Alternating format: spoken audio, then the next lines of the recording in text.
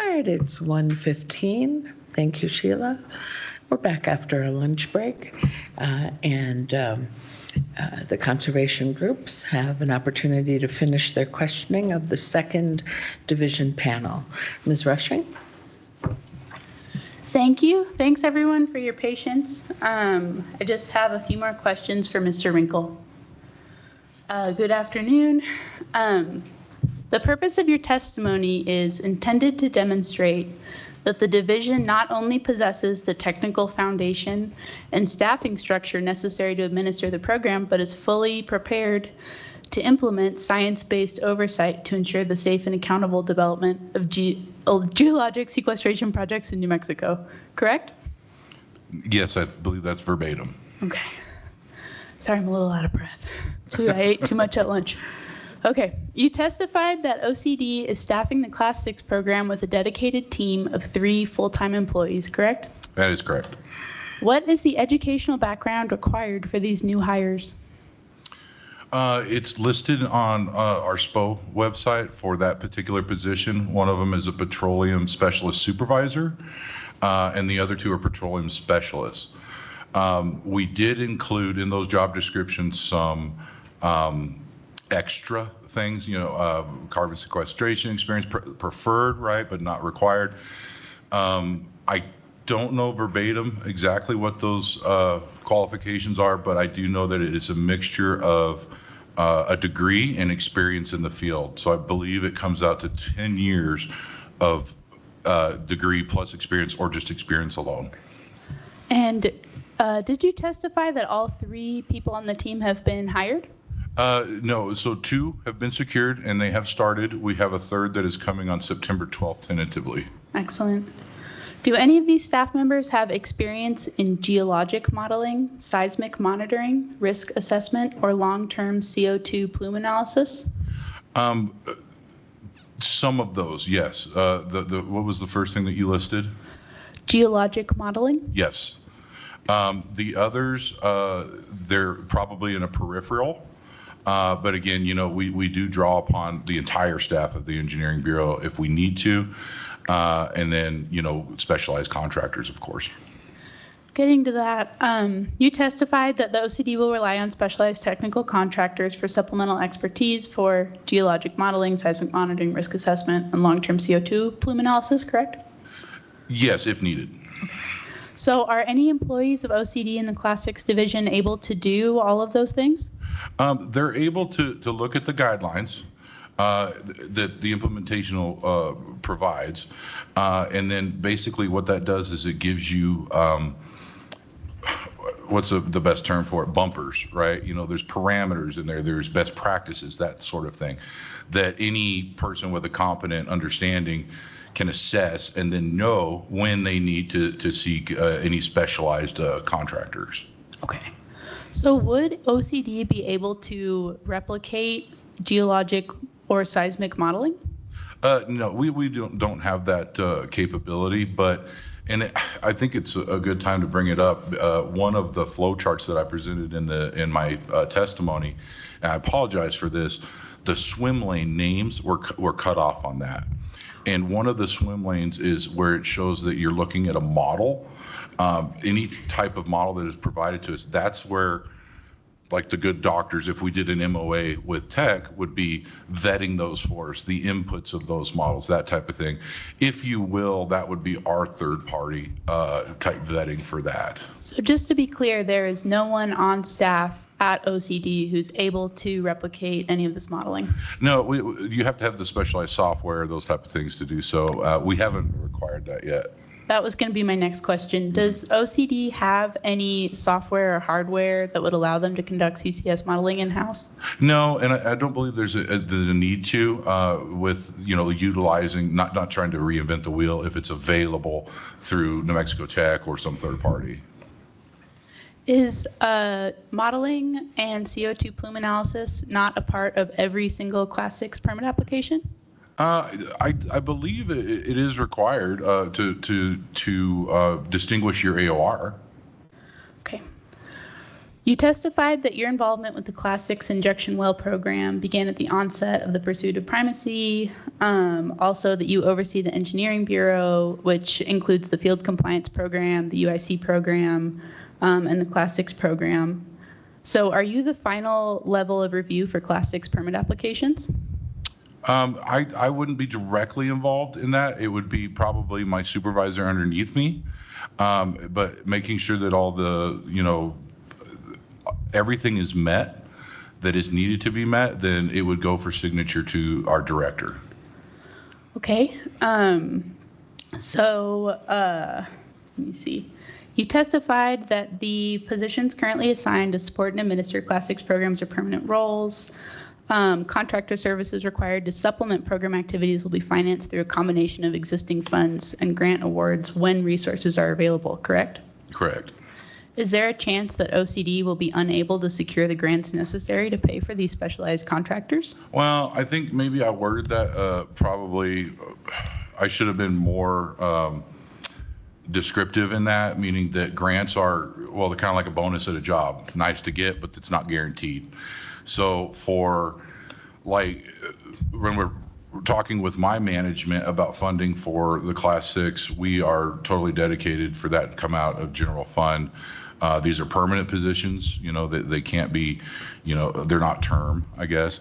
But grants would help us cover some of the costs, but at the end of the day, we have to maintain what we've told the EPA. Yeah. And if we don't do that, then the EPA can come back and revoke that primacy, right? So we have to pay for it, and where that comes from is, we will pay for it. So it's kind of it's a circle here. To get primacy, you need to have this capacity, or else the EPA will revoke primacy, but you need the grants to be able to have that capacity? No, we don't need the grants. Okay. They would just be a bonus to help us out. Yeah. And just returning to sort of just to wrap it up, there is no one in-house at OCD, nor do you have the technology available to replicate any modeling, and you will need to rely on outside contractors for that. Are those outside contractors paid for by the general fund, or is that reliant on grants? If a grant is available, then we would utilize that money. If not, then it would be general fund or some other fund that the powers that be decide. What happens to the permitting process if that fund is not available for outside contractors? Will the permitting process be paused until OCD is able to verify that modeling? You're talking about like a funding freeze, like for general fund, like the state's completely out of money, or? Never mind, we can move on from that. Okay. Are any of the 3 permanent positions full-time field inspectors? Not directly under Class 6, but on our EPA program description, there will be like time writing field inspectors for these. So will Class 6 field inspection fall to the existing inspection force on top of its current workload? Currently, that is the plan, yes. Okay. How many field inspectors does OCD currently employ? Oh, I'm gonna guess. There's probably 18-ish. How many active oil and gas wells does OCD regulate? Oh, I couldn't tell you off the top of my head. Do you want an approximation? That'd be great. Okay, active, I would say 60,000. What % of active wells received an inspection last year? I don't know. I'd have to pull that information. How many unauthorized releases were reported to OCD in the most recent reporting year? Don't know. That's not under my purview. Oil and gas companies reported, according to the OCD database, 38,153 spills in 2025, an average of 104 spills a day. Does that number sound familiar to you? No, like I said, I don't, not the environmental bureau chief, the engineering bureau chief. Okay, so who does the enforcement of these violations at OCD? So our legal department eventually does, takes on the enforcements. We recommend those up to our management as bureau chiefs, and then management, moves forward with them or not. And how many people currently work in enforcement within the OCD? I'm not sure. I don't think that there is an exact enforcement bureau, but it is basically everybody. Will any of the 3 new Class 6 staff members go to work on enforcement specifically, or will the enforcement of the Class 6 program be added to the existing staff's caseload? It would mirror what happens now. So any one of the departments that report to me, they see a potential violation and it moves up the chain of command. And then basically we do, some findings, we vet those findings, and it moves through that process to eventually, potentially be a notice of violation. But no one on this 3-person team will be dedicated to working on enforcement? Well, I would say it's part of their job duty, right? There isn't, I don't think need for a dedicated individual for that. Thank you. Your resume states that you were involved in the development and execution of the Orphan Well program, correct? The Orphan Well program? The Orphan Well program? Yes. Are you familiar with the Legislative Finance Committee's June 2025 policy spotlight on orphaned wells? Somewhat. I know the gist of it. Are you aware that it found financial assurance posted by operators is typically insufficient to cover plugging and remediation costs? Yes, I am aware of those findings. Are you aware that it found the OCD does not develop internal price estimates and instead relies on vendor-submitted estimates? Objection scope. This is production well bonding is an entirely different matter than the proposed bonding under the Class 6 structure, and this is outside the scope of the testimony and the hearing. I believe Mr. Tremaine has a good point. Could I also just ask counsel and witnesses both to just speak ever so slightly slower? Thank you. Okay. Apologies. So the connection here that I was going for is asking for the Class 6 program, will OCD conduct a review of financial instruments and cost estimates for Class 6 bonding, and who at OCD will perform that review? Yeah, it is included in the permitting process, reviewing the financial responsibility. The quotes for PISC and those type of things are provided will be provided to that team, and they will have to vet those. Now, if it is a corporate guarantee or self-assurance, that is handed off to, we give a technical assessment for how much things could cost after we vet those, and then that moves into our legal department that reviews those. Approximately how many people currently work in cost or analysis for new bonding for this program within the Oil Conservation Division? Well, there is no program yet, so Okay. 0. And is there any plan to hire anyone to work on verifying applicants' cost estimates? If the workload requires it, then I think the OCD would seriously consider that. For right now, we forecasted in our program description to the EPA that we will see 0 to 8 applications in the first 2 years. So we have to kind of weigh out our head count versus workload. Right. So before adding staff members that would be capable of verifying the estimated cost of bonding, you're going to wait and see how many permit applications you receive? No, what I'm saying is that the current people that were hired are capable of vetting, how much things would cost. We have folks that sit in engineering right now with over 40 years of plugging experience, hundreds of years of experience spread out through them on current costs of things, materials need to be used. So it's there, but if the workload increases to a point where it justifies a headcount increase, then we would seriously look at that. Okay, thank you. Just a couple more questions on a subject that my co-counsel touched on previously. The AOR is defined by geology, not property boundaries, correct? That is my understanding, yes. And the plume does not stop at the edge of the applicant's leasehold, nor does the pressure front? Correct? No, physics doesn't stop at political boundaries. So an area of review may extend beneath lands that the applicant does not own or lease? So repeat that, I'm sorry. May the area of review extend beyond lands that the applicant owns or leases? Could the area of review include lands that the applicant has no legal right to? I suppose. I'm not totally sure about that. I would have to review the rule. Is there anything in the proposed rules, it sounds like no, but that requires the applicant to hold any interest in all lands under the area of review or above the area of review? I'm not sure. Okay. And corrective action is sometimes required for these permit applications, correct? Yeah, they have to have a corrective action plan. And that can require re-entering and replugging old wells? Correct. Can that require physical entry onto the surface location and into a well bore? Yeah, you would have to do that, yeah. Okay. Is there anything in the proposed rules that gives a Class 6 applicant a right of entry to well on land owned by third parties?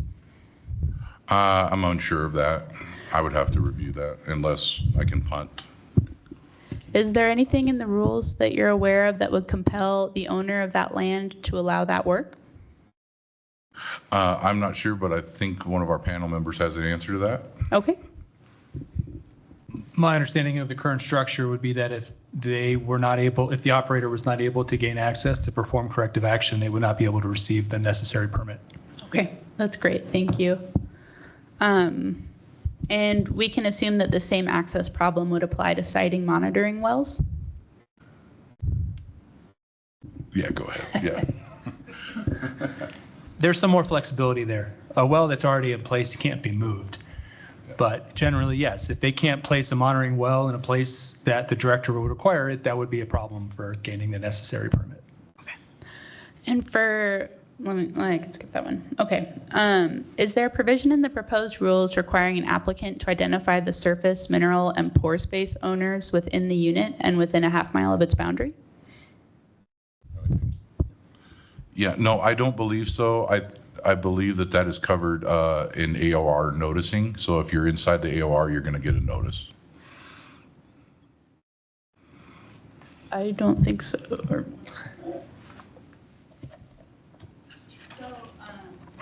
Can you go to the proposed rule 1915-41 8E?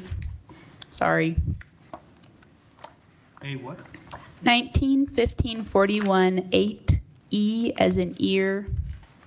Well, let me rephrase that. That's in the permitting process that you have to provide notice when you establish your AOR.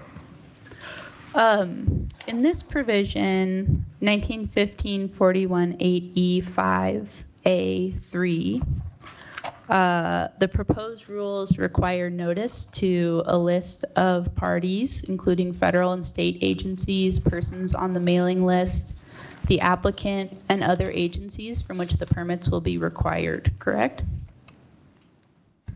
I'm still getting there. Apologies. For our benefit, could you repeat that citation again as well? 1915-41 8E as in ear 5, parentheses 5, yeah, and then parentheses A as in apple. Thank you. We're on page 6 of OCD Exhibit 1, top third of the page. Does that list of parties required to receive notice include surface landowners?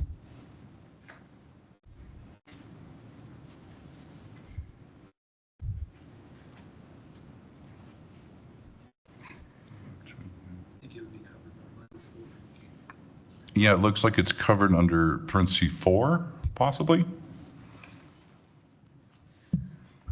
Can you read that provision? Yeah, persons on a mailing list developed by, including those who request in writing to be on the list, soliciting persons for area lists from participants in past periodic publication or past permit proceedings in the area, notifying the public of the opportunity to be put on the mailing list through periodic publications, press, and such publications as regional and state-funded newsletters, environmental bulletins, or state law journals. Director may update the mailing list from time to time, requesting written indication of continued interest from those listed. Director may delete from the list any person who fails to respond in such a request. So does that list definitely include surface landowners? No, in your not, opinion? not verbatim.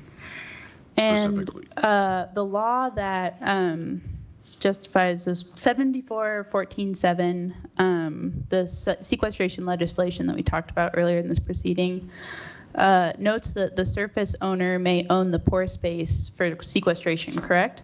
Are you familiar with that? I'm not familiar with that. Apologies. Does the rule require that notice must be given to persons who own any subsurface minerals or pore space, including oil and gas? I don't believe it specifically calls that out. Could allowing for sequestration without notice to the surface owner increase drilling costs or pose additional risks for oil and gas development?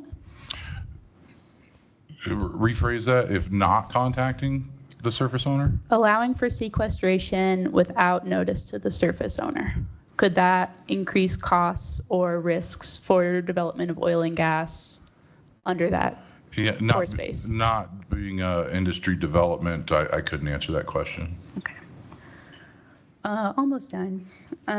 Do the proposed rules require a finding that the project will not contaminate producible oil, gas, or potash absent the consent from these interest owners? The proposed rule doesn't specifically spell that out, I believe, but you have the Oil and Gas Act, which protects that. And finally, are you familiar with unitization in oil and gas permitting? At a very, very high level. Are there any unitization requirements in this proposed rule? I do not believe so. Can the State Land Office or Bureau of Land Management pore space be implicated in injection under the rule as it stands today without a unitization scheme? I'm not sure. Check legal. Sorry. Okay. All right. Final question. In your opinion, are these rules technically adequate to establish a complete regulatory scheme? I believe so, yes. No further questions. Thank you. Thank you. Mr. Pavlik on the platform. Yes, hello. Thank you. Good afternoon. Most of my questions today, I think, will be directed to Mr. Eels. Good afternoon, Mr. Eels. I'm going to start. Oh, sorry. No, good afternoon. Yeah, thank you. I'm going to start by discussing some of the questions that Dr. Wong and Dr. Kanyani have referred me to you for. And then I'd also like to go over some of the emergency response procedures. So starting with those initial questions, can a depleted oil and gas field or reservoir serve as a confining zone for permanent storage of CO2? A depleted oil and gas reservoir could meet the requirements if it does meet the requirements of the rule, yes. And all other things equal, is a depleted oil and gas reservoir a preferred location to site a Class 6 injection well as compared with other locations without legacy wells present? Yeah, to the point that you're making, a depleted oil and gas field would have several points of wells that are in that same zone from historic operations. So it's not preferable. In order to meet the standard, the operator would have to plug those wells to be able to prove the containment zone that's required by the Class 6. So to your point, a injection zone that is more of a greenfield area with less intrusions would be more preferable than one that had been used for production for several years. Thank you. And am I understanding correctly that the reason for that would be the presence of these legacy oil and gas wells that may or may not perforate the injection zone? Yeah, that's correct. In 1943, as part of your permit application, you have to submit all known intrusions into the injection zone.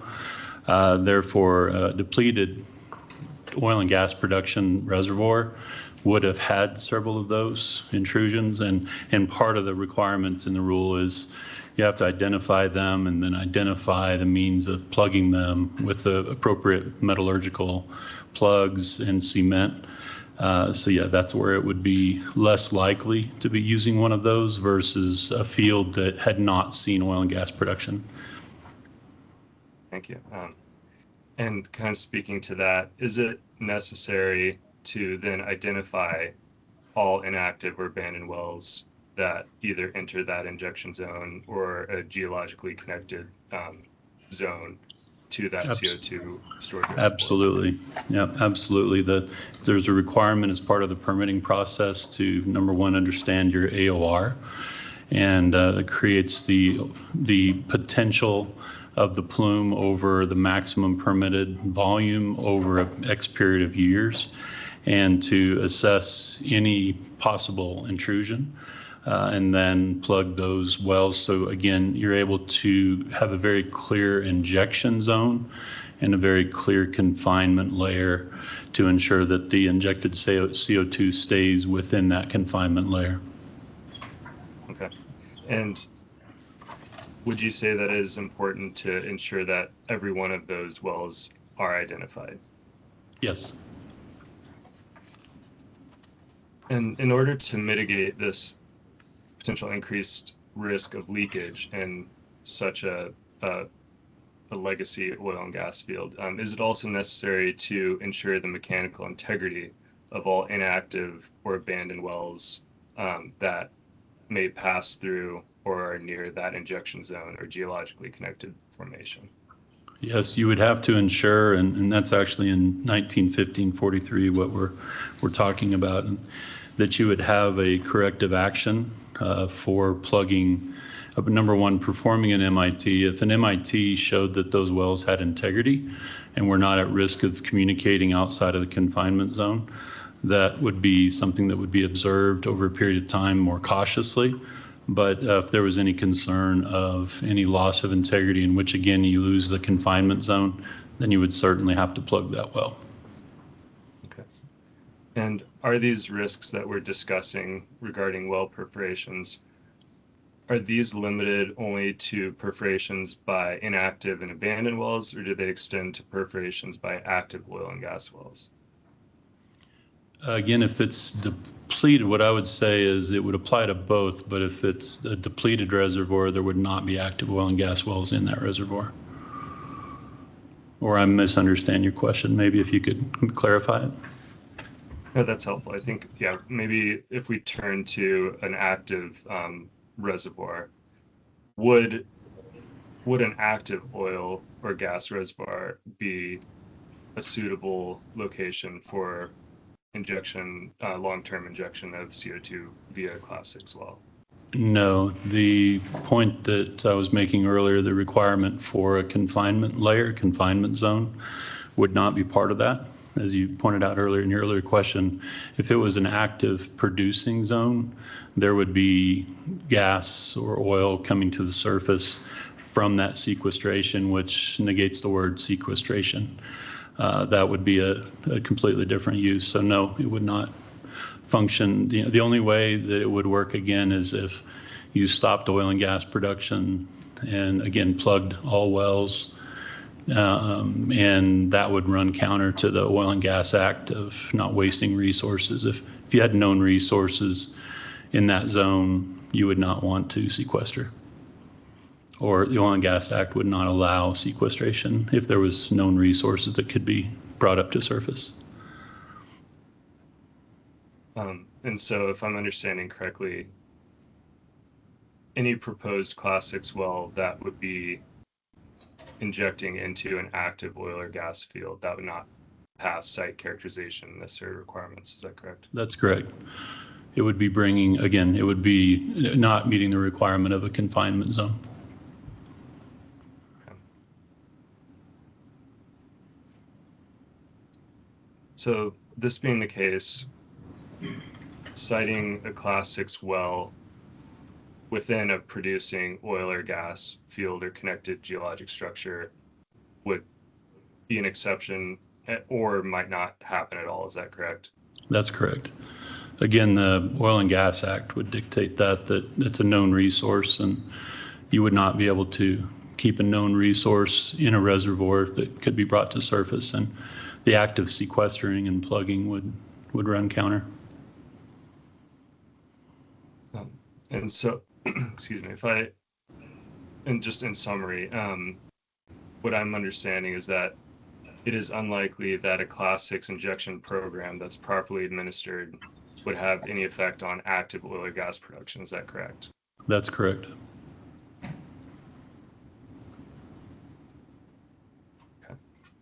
Okay, let's turn to the emergency response procedures, please.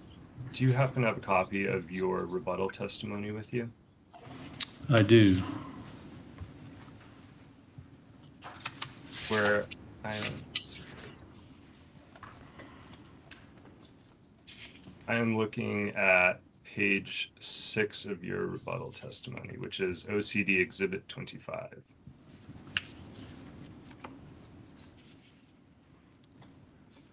Okay, if you just go ahead and read it while I find it, Yeah, sure, I'm happy to. I'll be ready. Okay. So the question is, CBD proposes changes to emergency and remedial response, including temporarily ceasing injections and training for local emergency responders. What is your response? Your answer to that? Oops, sorry. Oh, no, go ahead. Your answer to that question is the specific training requirements added to the regulation are too prescriptive, especially for the emergency response teams at the state, county, and city level. These entities have robust training requirements, which include multi-scenario response in their areas. The proposed Class 6 regulations for an emergency response plan is sufficiently robust and allows area emergency responders to build upon the initial requirements in the manner that they feel meets their local conditions. Does that? That's correct. Okay. That's correct. What I can add to that is, and I referred to it in an earlier response to an earlier question, is the emergency and remedial response section of the draft rule is under 1915-43-0, emergency and remedial response. And within that, the owner operator, as part of the permit application, number one, must provide an emergency response plan, which has to include an outreach. So that outreach has to be done before the actual submittal of the application. And then that plan must show that the operator provides training for local emergency responders, including summary of outreach activities. So it may be a semantics point, but what we found in the outreach sessions across the state, in which we purposely invited county commissioners and emergency response groups, is they didn't want us to feel that we should be too prescriptive on how they manage their scuba response gear or their trucks. It was, they were very happy to be told through the outreach of the specific risks of CO2. But I think that's where I was responding to on my rebuttal, that we didn't want to go too far with it and begin to becoming too prescriptive. I don't know if that's helpful or not, though. So it is required in the rule, but maybe I'm thinking that the request was a little further than I thought it was. Sure. Yeah, your answer notes that, quote, especially for the emergency response teams at the state, county, and city level, end quote, this is unnecessary because those entities, quote, already have robust training requirements, which include multi-scenario response in their areas, end quote. Does OCD have a copy of, or is OCD otherwise aware of the training requirements for each state, county, and city emergency response team in New Mexico? So my answer to that, I'm not aware of OCD having a copy of each county's or city's response mechanism. And I think that speaks to what I was saying earlier. Some counties are volunteer, some are paid. They have different means of responding. And again, when we did outreach and talked about the threats, they were glad to understand that, but each county, city, and each entity we spoke to had a different way that they felt met the emergency response requirements within their particular roles. And just briefly, do you in fact know that each state, county, or city response team in New Mexico with a quote, multi-scenario response, end quote, has included the scenario of a catastrophic carbon dioxide release as one of those multiple training scenarios? I'm not aware of that unless they are aware of CO2. Some outreach that we performed, they were used to CO2 in their area and were aware of it. So others that just maybe new would have to incorporate that. And in the likelihood that a state, county, or city response team may not have prepared for this type of scenario, is that higher considering the relatively new nature of the Class 6 program in New Mexico? Yeah, in general, that's the purpose of the section I referred to earlier, that 1915-43-0, that an operator must have submitted and received approval from OCD that they did reach out to the area emergency responders about a plan to apply. And what they were, I guess, what their emergency response plan would look like, and get feedback from not only emergency responders, but the community itself. Thank you. How many Class 6 injection wells are currently fully permitted and operational in New Mexico? I'm not aware of one. And how many Class 6 wells are currently making their way through the permitting process in New Mexico? I'm only aware of one going through the process. Does the fact that there's not one operational Class 6 well in New Mexico affect the likelihood that state, county, or city response teams in the state have prepared response to catastrophic release of CO2 from a Class 6 well? I don't think so. And again, I go back to my earlier answer that the state of New Mexico is in a great position in that CO2 has been commonly used throughout the state for EOR activities. So there's pipelines. In fact, we met with the Pipeline Safety Bureau Chief, Jason Montoya, who is very familiar with the transport of CO2, not the injection. But the state itself has got a very great awareness of how to manage CO2, again, primarily because of the use of EOR and the transport of CO2, specifically from the northern edge of New Mexico to the southeast corner.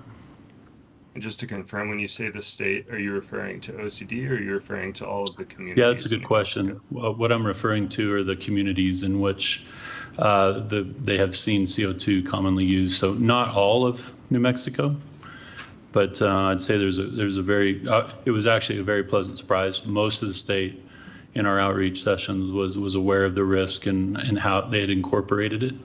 But to your earlier point, there would be some areas where it would be new, and that's the requirement for the emergency response plan planning. Thank you.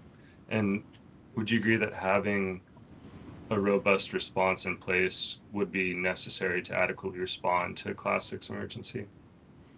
I think it's a great way to be proactive and, yes, to have a planned response to that or any other emergency. I think it's always good to plan ahead. Just to be clear, would it be necessary to plan ahead to respond to a Class 6 emergency, or would it just be helpful? I think just depends on your definition of necessary. But I would say you should always have a proactive emergency response plan in all cases, even a family fire plan, just in case. So I see it as a very good idea, and you could say the word necessary, but it just depends upon the definition of the word, I guess. If emergency community responders are already undertaking this sort of training, could a Class 6 project applicant include a statement to this effect in its emergency and remedial response plan required by the proposed rule in the section you've noted, 1915-43-902? Yeah, I think that the requirement for an emergency response plan is spelled out. To your point, in 1915-43-02, the last sentence, that the operator has to have that emergency response plan as part of their application. And prior to that plan being built or added or important to the plan is early community outreach to build the plan and inform the plan. And then I would also add that section O also has a requirement to review and update that plan every 3 years or more frequently if things change.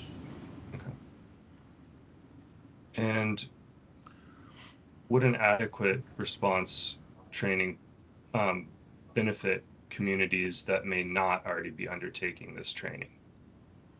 Yes, and I believe that the training that's required within the standard allows OCD to go to the extent of what their purview is insofar as making the communities aware of CO2 and the risks of injecting CO2 without overstepping the bounds of the authorities of the sheriff, deputy, or county responders. Yeah. And going just briefly back to the ability for a community to provide a statement that it is already undertaking such training as part of an emergency response plan submitted to OCD. Would this approach allow OCD to determine minimum training requirements to protect communities without requiring response teams to repeat training they are already undertaking? Yes, in fact, we've in the outreach we've done as part of the creation of the rule, we had a standardized approach that we rolled to the communities, and the verbiage within this section, section O again, has a lot of specific words that spell out that the outreach must identify chain of command, develop protocols for notifying the public. There's a lot of specificity within that section that I believe provides very good protection for the community. And again, the community has to agree with that throughout the outreach sessions. So do you believe that the current rule already prescribes minimum requirements for a training program? Yes, I do. Can you please read those requirements? Yep. So the owner or operator must conduct outreach, or I'll start off at the beginning. As part of the permit application, number 1, owner or operator must provide the director with an emergency and remedial response plan that describes the actions the owner or operator will take to address movement of the injection or formation fluids that may cause endangerment to USDW during construction, operation, and post-injection. The requirement to maintain a plan is directly enforceable, regardless of whether the requirement is a condition of the permit. Okay, Second section. Sorry to interrupt. Just briefly, did that section you just read outline any minimum training requirements? Oh, no, that one did not. Okay, But the next section does, so I wanted to kind of highlight the front end. So the owner-operator must conduct outreach with communities during the development of the plan. The outreach must identify the chain of command for notifying the public in the event of an emergency and incorporate this information in the plan, and to develop protocols for notifying the public about well-related issues and emergencies, taking into account local language needs and needs of persons with disabilities. It must describe how the operator will provide training for local emergency responders, include a summary of community outreach activities, and explain how the outreach will be maintained.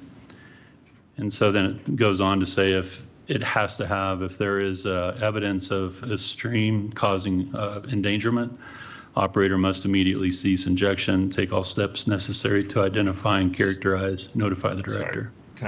Sorry to interrupt again. Yeah, so I think starting on subsection 3 there, that shifts into the required response by an operator to an emergency. Is that correct? That's correct.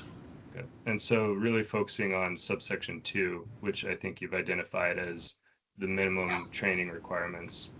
Can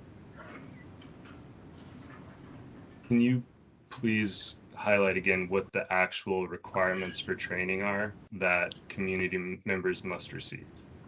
Yep, so chain of command for notifying the public in the event of an emergency, protocols developed for notifying the public about well-related issues and emergencies, taking into account local language needs and needs of persons with disabilities. Then it goes on to say the operator must provide training for emergency responders, community outreach activities conducted, and then how you do that throughout the life of the project. Thank you. So does that section that you've read it does require the operator to supply training, but does it outline what that training must include? No, it does not get into more specific detail. Like a number of things you could think of, but it allows that to be a variable. I guess what I would say is dependent upon the actual project and activity, it allows openness as to what specifically needs to be covered when you say well-related issues and emergencies.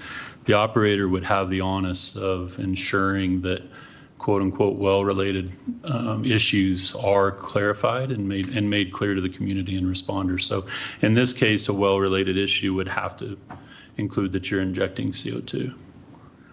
But beyond that, it's not more prescriptive, no. Do you think it would be helpful for the Oil Conservation Division, with its expertise, to supply certain minimum requirements for training? I think that that's a good idea. Like the idea, it may be something that could be done in the form of guidance or something that would not be constrained during the passage of time. It may be something that gets improved and we could provide a emergency response guidance from the state or incorporate it into rule.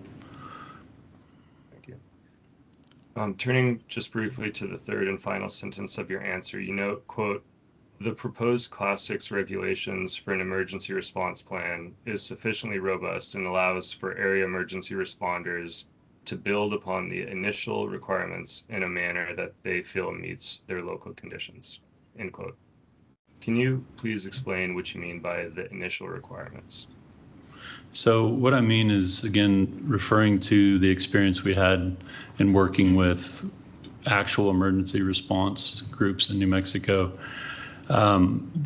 Initial requirements are, I guess the word initial, I would say in my response, I was maybe too specific, and I would just say response in general should be something that OCD brings its expertise as far as the awareness, to your point earlier, of the well and the risks of the well.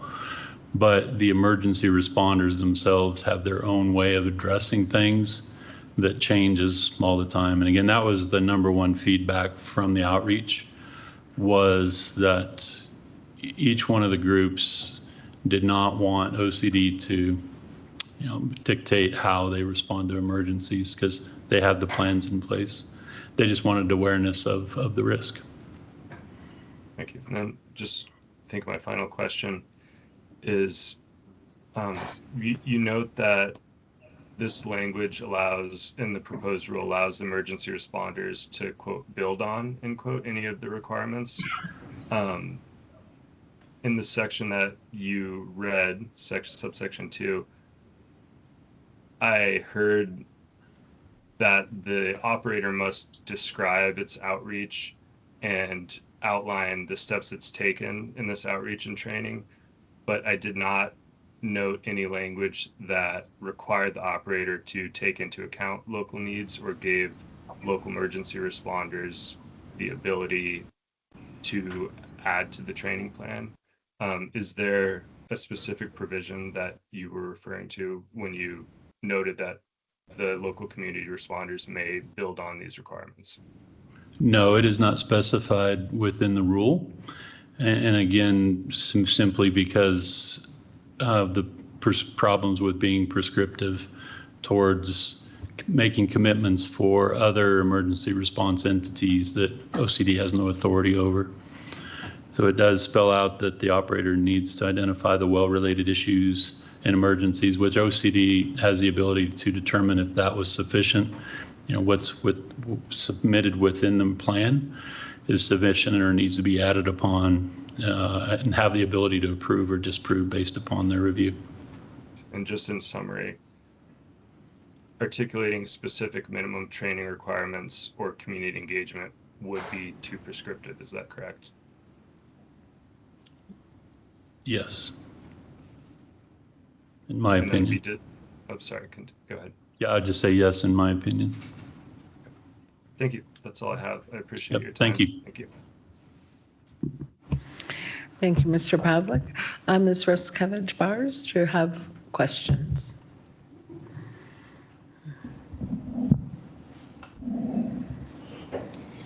Yes. Thank you, Madam Hearing Examiner. All of my questions are for Mr. Rinkle. Good afternoon, Mr. Rinkle. I'm Samantha Ruscavage Bars, Counsel for Wild Earth Guardians, and I have some questions for you specifically related to your testimony regarding OCD's capacity to implement, manage, and oversee the Class 6 program. And for most of my questions, I'll be referring to your direct testimony, which is as Exhibit 4. Okay. Do you have that? I have it right here. Okay. So just starting with staffing and technical expertise, on page 4 of your testimony, you say, quote, "Once New Mexico receives primacy, the state will assume responsibility for permitting, compliance, and enforcement of all Class 6 wells." End quote. And then earlier, this is in your direct testimony, but you also responded to Ms. Rushing's questions, and there will be 3 full-time people in the program. That's correct, yes. A supervisor and 2 employees. That's correct, that are specifically for the Class 6 program. And for the supervisor, on page 5 of your testimony, you said that the supervisor has expertise as a geoscientist and operations leader, correct? I believe so, on page 5. Yes. I don't believe I did that there. I think I did it somewhere else. Let's see. Yeah, on page 5, it just talks about what kind of technical expertise is needed. And then there was another portion where I talked directly about the actual people that are staffed. I'm referring to the top of page 5 where you say the team is currently led by a project. You're right. I'm sorry about that. Okay. Yes, that is correct. And he's also a project management professional and certified geoscientist with a lot of operations experience. Okay. So if New Mexico receives primacy, will that supervisor be reviewing and processing Class 6 permits? Yes. So he would be basically a working alongside supervisor. So you have your 2 technical, and then he would also assist and divvy up the duties within that team. So would he also be conducting on-site well inspections? No, that, like I was answered earlier, that's going to fall into our what I like to call boots on the ground, people that are in the field doing the on-site inspections. Would the supervisor also be ensuring ongoing compliance with permit requirements? Yes, he would be responsible for it himself, or he would assign that to the team members. What role would the supervisor have in enforcing permit requirements? So, there's always major and minor. You're talking post-injection. Yes. Yeah, okay. So when monitoring, begins, and there's already things outlined in the rule of, triggers, things that you have to shut in for, et cetera. There would be probably audits that ongo for, checking on that monitoring to see if they are in line with their permit requirements. If they are not, then it would go the normal process, which that we do in the Engineering Bureau, which is it basically escalates. So it would escalate to me, then to my deputy director, up to our director, and we would place severity on that. In my experience, what I have passed up that has been severe, it gets immediate attention. And would the other members of the team then also be reviewing and processing Class 6 permits? Yes, the other 2 team members, correct. And they would not conduct on-site well inspections? No, extremely rarely would they be in the field. These are desktop side employees. But they would also have responsibility for ensuring ongoing compliance with permit requirements and some enforcement. Correct. Basically by auditing reporting. Something that, you can historically view that you can't really on-site. So on-site is more for like a mechanical integrity test, observational at the wellhead level. But it's just as important when you're doing a desk side audit, right? You're looking at the reporting, and then you're making sure that they do fall in line with those permit requirements. Thank you. And according to page 5 of your written testimony, in answering the question, what types of technical expertise will support implementation of the proposed Class 6 program, you had listed several technical professionals. And so I'd like to go through that list now with some questions. Sure. So you first state that OCD will rely on geologists for assessment of the applicant's site characterization, confining zone integrity, fault analysis, proposed monitoring programs, and long-term CO2 containment modeling, correct? Correct. Are those geologists currently on OCD staff? Yeah, well, the supervisor is a geoscientist. We also have in peripheral other groups that are in engineering. We have, just off the top of my head, I think 4 geologists. And most of these geologists are, specialized in their area, of course, because as we all know, New Mexico has very unique geology. So we would rely, on things that maybe seem out of the purview of the assigned geologists. We would bring in, those internal people to consult with, and those type of things is what I was trying to get at there. Which departments or sections are the geologists in? So there's a UIC section, which is 1 through 5, right? There is what I like to call the hydrocarbon permitting section, which is all of the APD reviews, sundries of that nature for any type of hydrocarbon. There's, I believe, 2 to 3 geologists in that group. And then there is one geologist that is sitting in what I call, or what the OCD calls, the special projects group, that is over the operational needs of our orphan well program. So right now, currently sitting at the OCD, there is a lot of geology talent that we can pull from.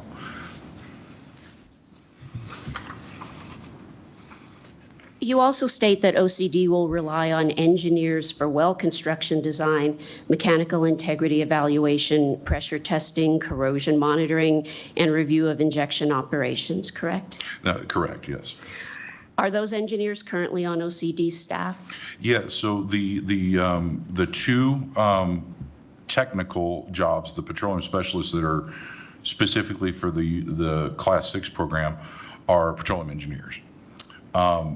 But that is one thing that we're not lacking at the OCD is petroleum engineers. We have a lot of those that are spread out amongst all the groups in engineering, that if you added up the experience, it would be in the hundreds of years. So that is one area that we're pretty well staffed in. Approximately how many engineers? I would say approximately 12 to 15 total. You also state that OCD will rely on regulatory and compliance professionals for managing the permitting process, ensuring compliance with UIC requirements, review of monitoring reports, and enforcing corrective action and emergency response obligations, correct? Correct. And are those regulatory and compliance professionals currently on OCD's staff? Yeah. So we wear many hats, and I would say that a lot of those duties would fall upon the petroleum specialist and the supervisor in that group. But then they could reach out to people like me for regulatory needs, interpretation. The other supervisors that report to me, the UIC supervisor, the permitting supervisor, as the regulatory professionals. And there's also in our UIC side, an auditing individual that has a lot of experience that we could rely on. But when you work in a regulatory body like we do, the regulatory specialist kind of goes hand in hand with that, whatever you do, because you're working in that context. So I did list it out as kind of an entity of its own, but it is kind of, a multiple hat type scenario. Okay. You state that OCD will rely on field inspectors for conducting on-site inspections, verifying well construction and operational standards, monitoring field conditions, and ensuring safe injection and monitoring activities. And you previously answered in response to Ms. Rushing's question that OCD currently has approximately 18 inspectors. Is that correct? Yeah, approximately. Are the inspectors responsible for field inspection across all OCD programs where field inspections are a requirement? Yeah, so right now, especially in the southern part of the state, we actually have I believe two inspectors right now that are, we call them our UIC inspectors. And what they do most of their day now, in between, you know, there's a lot of windshield time there, they'll go and do normal site inspections, just routine things. And we have a fairly powerful GIS system that shows dots that are near them. Hey, this well hasn't had an inspection in X amount of time, so they'll go and grab that while they're in between those duties. So we're trying to get a lot of efficiencies through technology there. But what we're planning on doing is doing the same thing with a couple more inspectors that would be Class 6, that would time right basically, you know, their time on the Class 6 well. So that's going to be, you know, sitting on the operation while the well is being constructed, making sure that the cement, that the well construction design is performed as said in the permit. And then especially post-injection, you know, going out and doing the required MITs that are laid out in the permit, all the other required witness testing. Now, if that does become, you know, a burden, an overloaded burden and it takes away, right, from other duties that they are doing, then the OCD would definitely look at, you know, making them, you know, a specific job role rather than wearing multiple hats, right?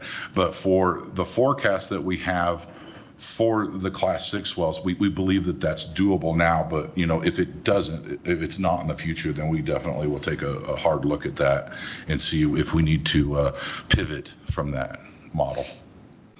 When would you be looking to hire the 2 Class 6 field inspectors? Well, it would only be if the workload justified it. So these 2 Class 6 inspectors are already there. We just haven't picked them yet, right? They would be specifically for Class 6, receive the proper training for, you know, because there's different ways that a Class 6 well that you have to watch for when you're doing MITs because of fluid and all kinds of fun physics stuff, right? But we would only consider hiring specifically for Class 6 if that workload got too much for the existing ones that we're basically asking to wear multiple hats.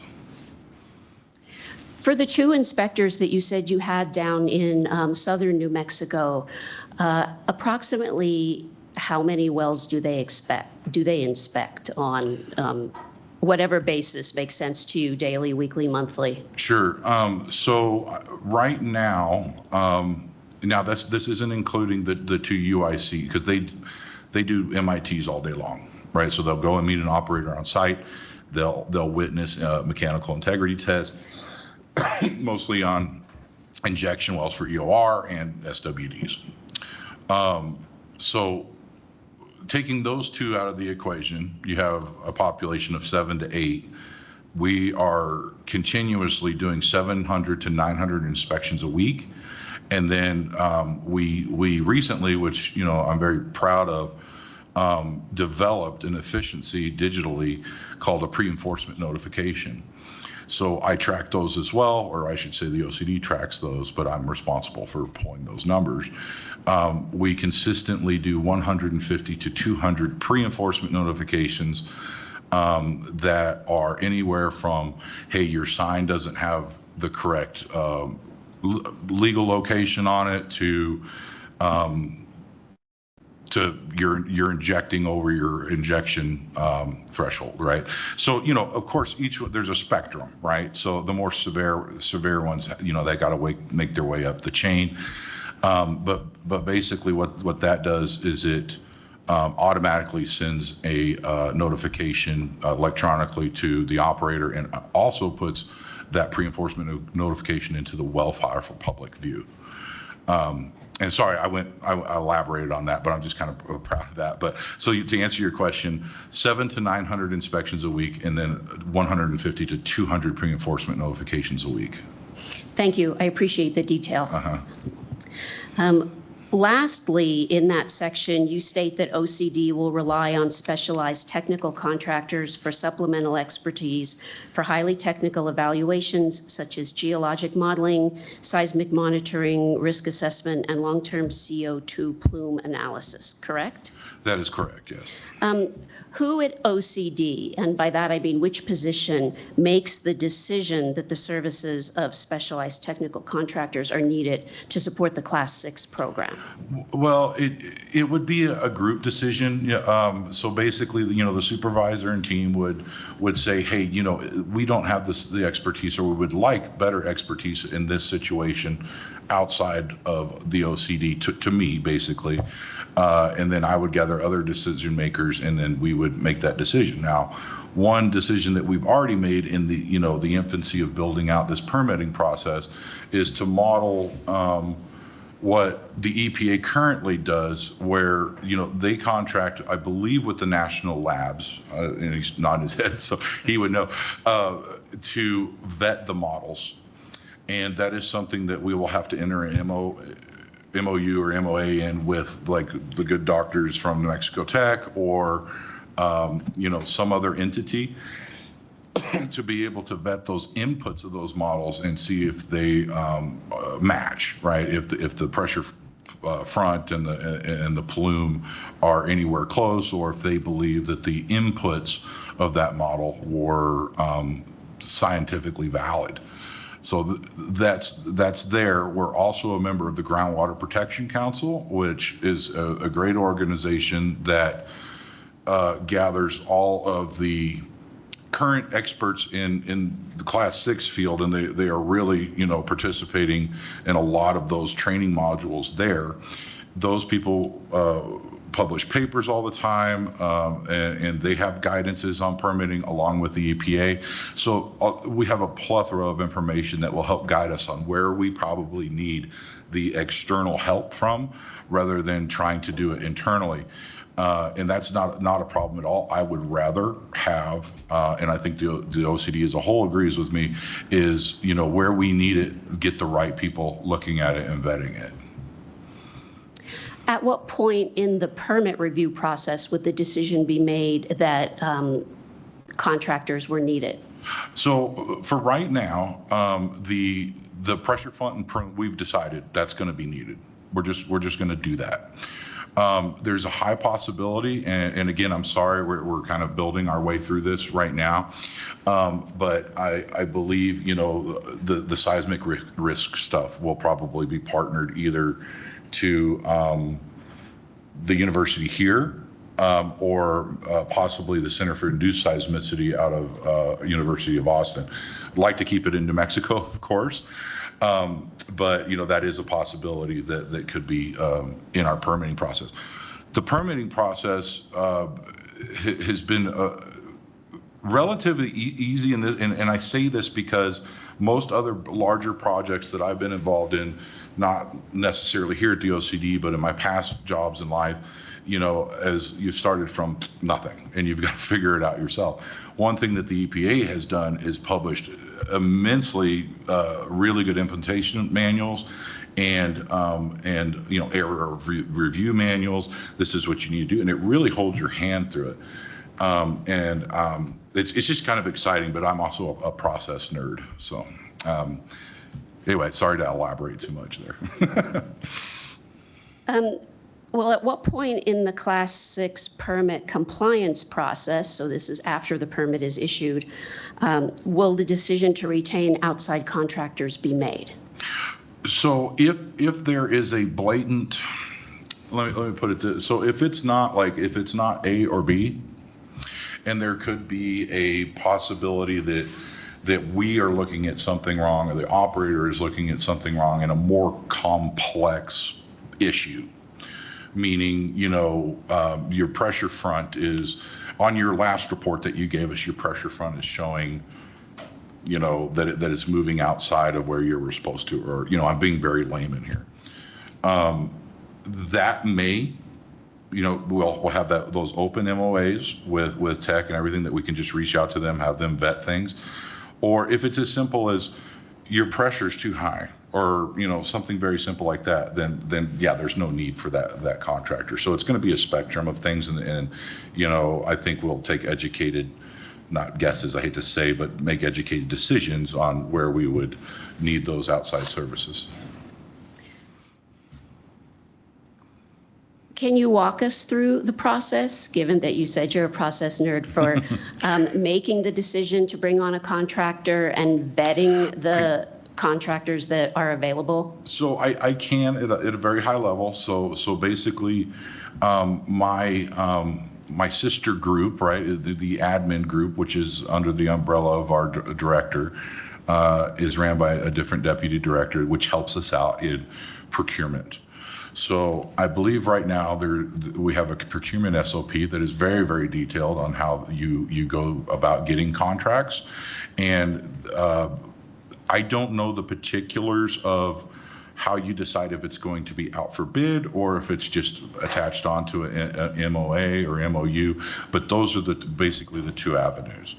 Is you would put it out for bid, and then you would basically write an RFQ, I believe, and then you write down the scope of work and what's needed, and then people come in and bid, and then you score them based off of like how many regular tours have they dealt with in the past, their references, how well did the references letters in their application look, and those are the things that I can remember. I've only been involved in about 2 or 3 of those. But I do know that that's the general gist. It's very fair, very open of who could apply for that. Okay, thank you. I want to shift over to program funding. Mm-hmm. And according to page 6 of your written testimony, and you've also stated this earlier, OCD will primarily rely on funding sources from the state general program to fund the Class 6 program. Is that correct? That is correct, yes. And OCD will also pursue grant opportunities as they become available. Yes, of course. Mm-hmm. And supplemental funding through grants is not guaranteed, correct? It never is, yeah. In the event of a funding shortfall from the general fund, what funding contingencies is OCD considering that would ensure continued funding of the permit oversight and enforcement part of the program? I've never really been in a general funding crisis before, but I would assume, and I don't like to assume things, is that, in a critical, we are like when COVID happened, right? You had your critical people, right, that had to keep going. I do believe OCD as a whole, even if it was down to a skeleton crew or even furlough or things of that nature, the state would have to continue to fund us because of the acceptable risk is just, it's not acceptable for some of the things that we oversee. Well, in the event of a funding shortfall for the Class 6 program, would OCD place a moratorium on new permit approvals to ensure that it has adequate capacity for oversight and enforcement of existing Class 6 wells? Can you explain the moratorium concept? Would you stop approving permits for new Class 6 wells in order to ensure that you had the resources to oversee and do enforcement for existing wells? Okay, yeah, no, I think that decision would have to be made when we get there.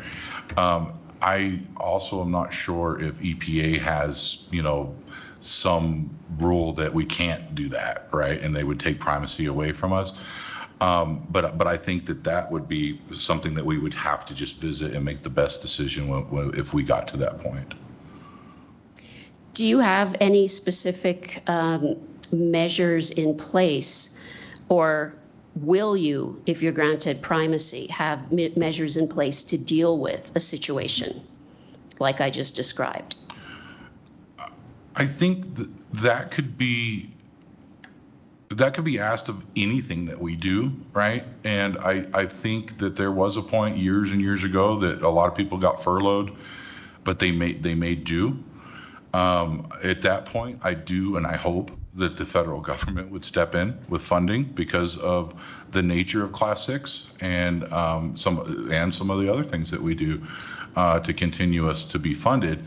I have, personally received the confidence of my superiors that this is going to be funded no matter what the feds do or whatever happens. And that's kind of the best that I can give you on that real high level funding question. Okay. I have one last question for you. On page 9 of your written testimony, in answering the question, how does the state ensure that permit conditions remain protective of underground sources of drinking water, you answered that the review process will ensure that permit conditions remain protective of underground sources of drinking water.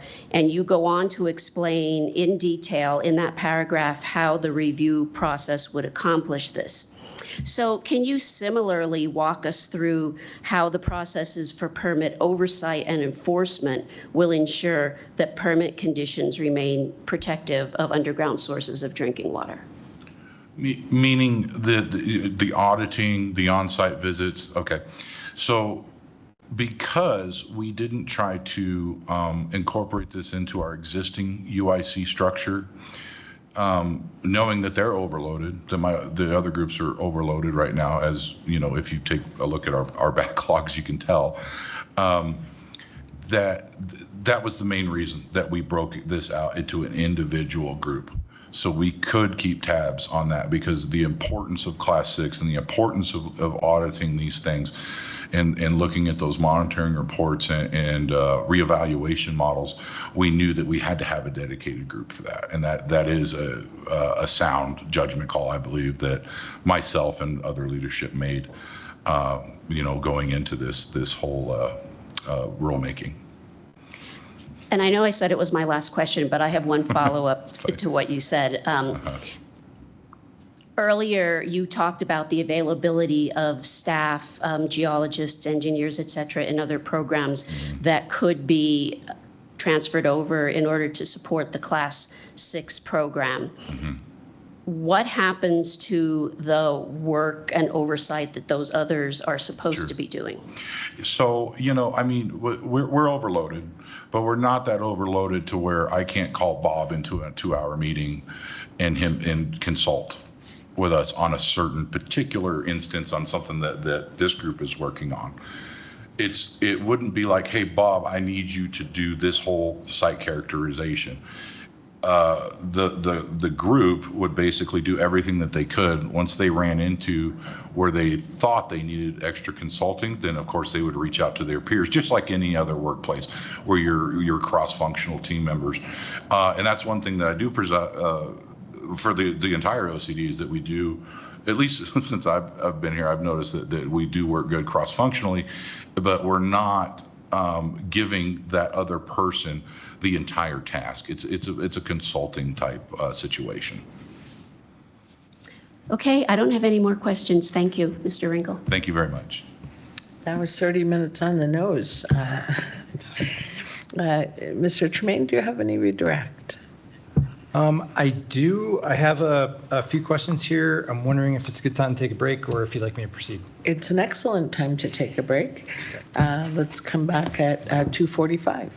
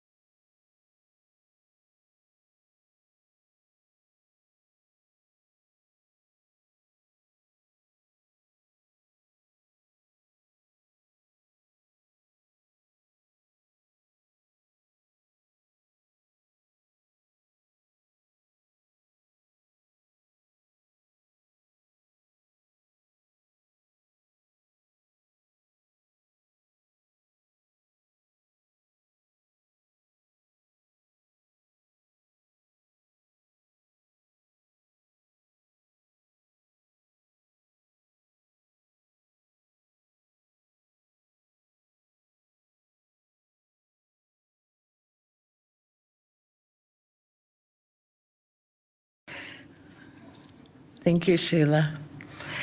All right, we're back after a short break. Mr. Tremaine, do you have some redirect? I do, thank you. If I may share screen here, I still have permission. I'm going to start with a couple, I'd like to ask some clarifying questions of Dr. Schnarr regarding the discussion we had about producing zone and hopefully to distinguish different types of projects. Dr. Schnarr, do you see what I have on screen? Slide from your demonstrative exhibit? Yes. Okay, and is there, and do you recall the recent discussion, cross-examination between Mr. Pavlik and Mr. Eels regarding Class 6 injection potentially into production zones? Yes. Okay, and is there a very specific instance in which Class 6 could theoretically be permitted in a producing zone? Yes, these list here is copied verbatim from the proposed regulation, which is also identical to the federal rule. And it is envisioned that there may be limited instances where what is now permitted as a Class 2 project would transition to a Class 6. And along that transition period, there may be some limited amount of production, but the requirement would be for that to come in as a Class 6. So if those projects that you're talking about are currently permitted as a Class 2 project, is that what we would refer to as an enhanced oil recovery project or EOR? Yes, typically, yeah. So it's a gas flood or CO2 flood operation? Yes. Okay. And this process that we discussed and that you provided on slide 26 of your demonstrative, this is not, do you agree that this is outside the context of a new proposed sequestration facility? This would be transitioning an existing Class 2 well to a Class 6, not a new Class 6 project. Okay. So this situation that we're describing, we're not talking about plopping a new sequestration facility in the middle of the Bone Springs Wolf Camp where active new production is going on, correct? This was envisioned as a scenario where an operator is already performing themselves a Class 2 operation, but the objective of the project is to transition to sequestration. And for that reason, the director may require that they obtain a Class 6 permit. Okay, and that, am I understanding correctly that that is at the discretion of the director if the intent of the project changes? And what you have listed here are the safeguards or criteria for the director to make that decision? These are the requirements for the director to consider if what is existing Class 2 well should require an applicant to apply for a Class 6 well. Okay, thank you.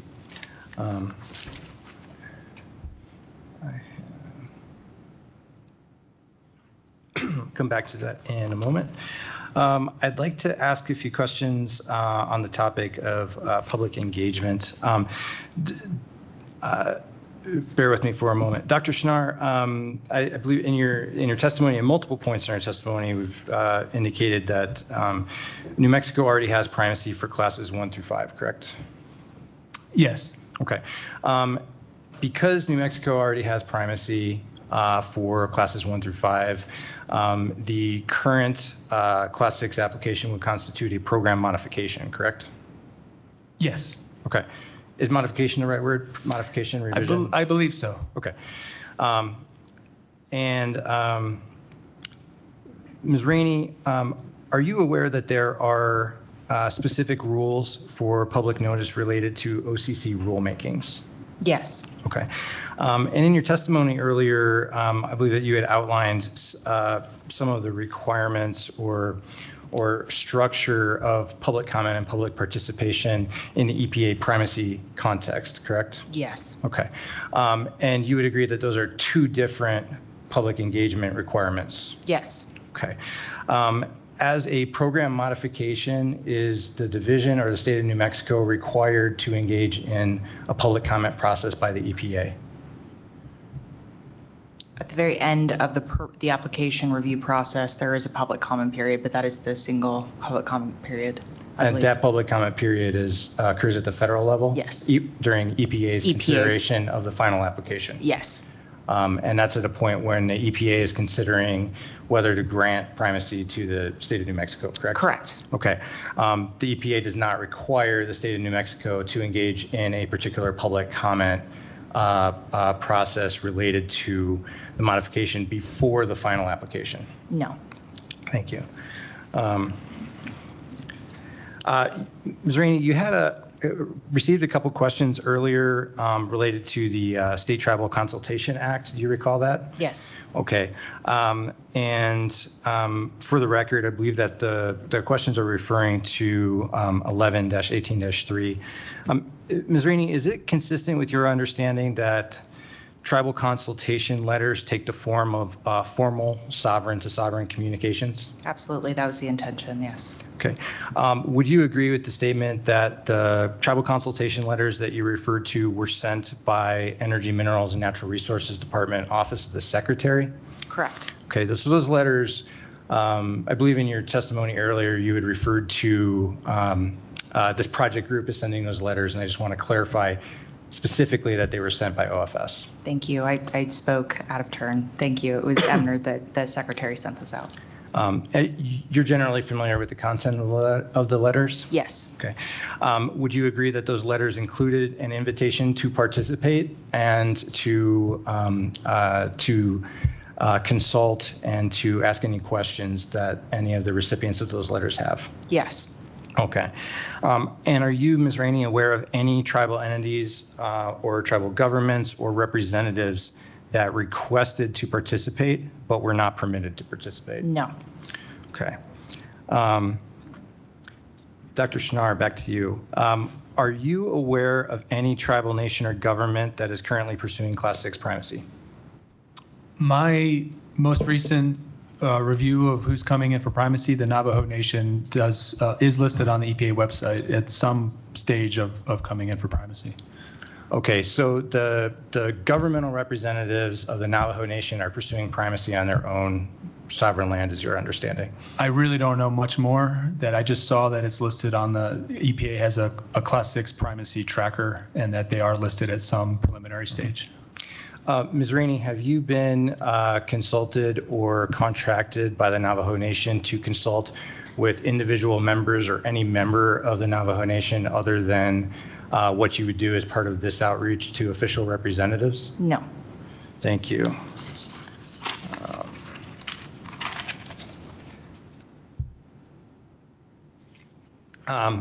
I want to ask a couple questions about permits and unitization discussions.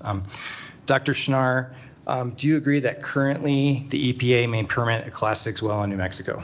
Yes. Okay.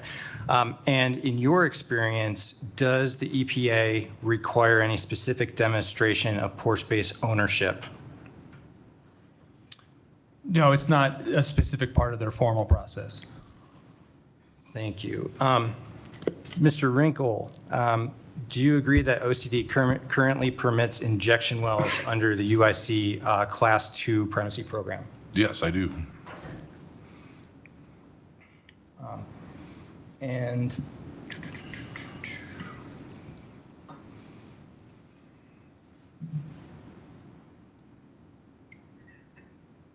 well, let's reset one moment.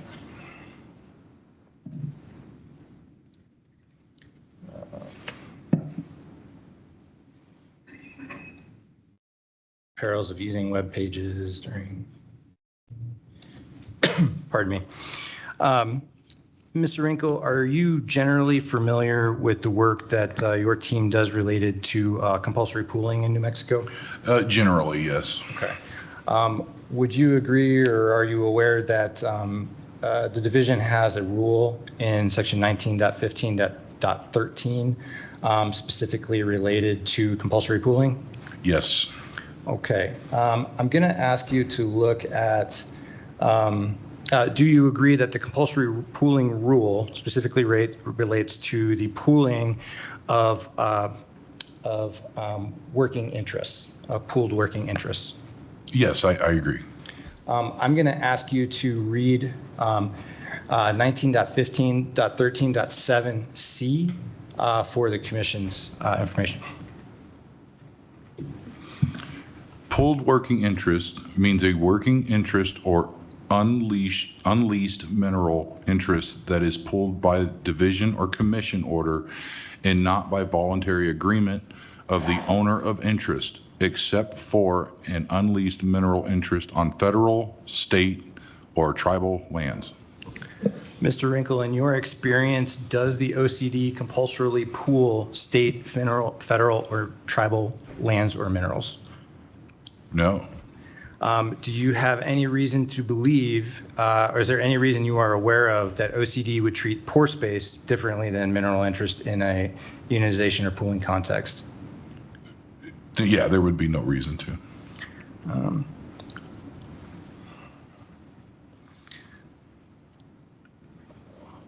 Separately, Mr. Wrinkle, are you aware that or do you agree that some of the operational requirements of the Oil Conservation Division include the prevention of waste and the protection of correlative rights? 100% agree. That's our main mission. If you, in my hypothetical where we have a Class 6 permittee seeking to inject carbon into a producing zone, such as the Bone Springs Wolf Camp, which is my favorite example, an active producing zone. When reviewing that permit, would the division look to factors such as impacts to correlative rights or waste? Yes, currently in our other UIC programs and in this one, there would be no change. That is one of the first things that we would look at. Does OCD look at the issues of the prevention of waste and protection of correlative rights if and when it's permitting injection wells under Class 2 currently? Yes. Okay. Generally speaking, is a permit for like a saltwater disposal something that you would expect to be authorized into an active producing zone? Absolutely not. Okay.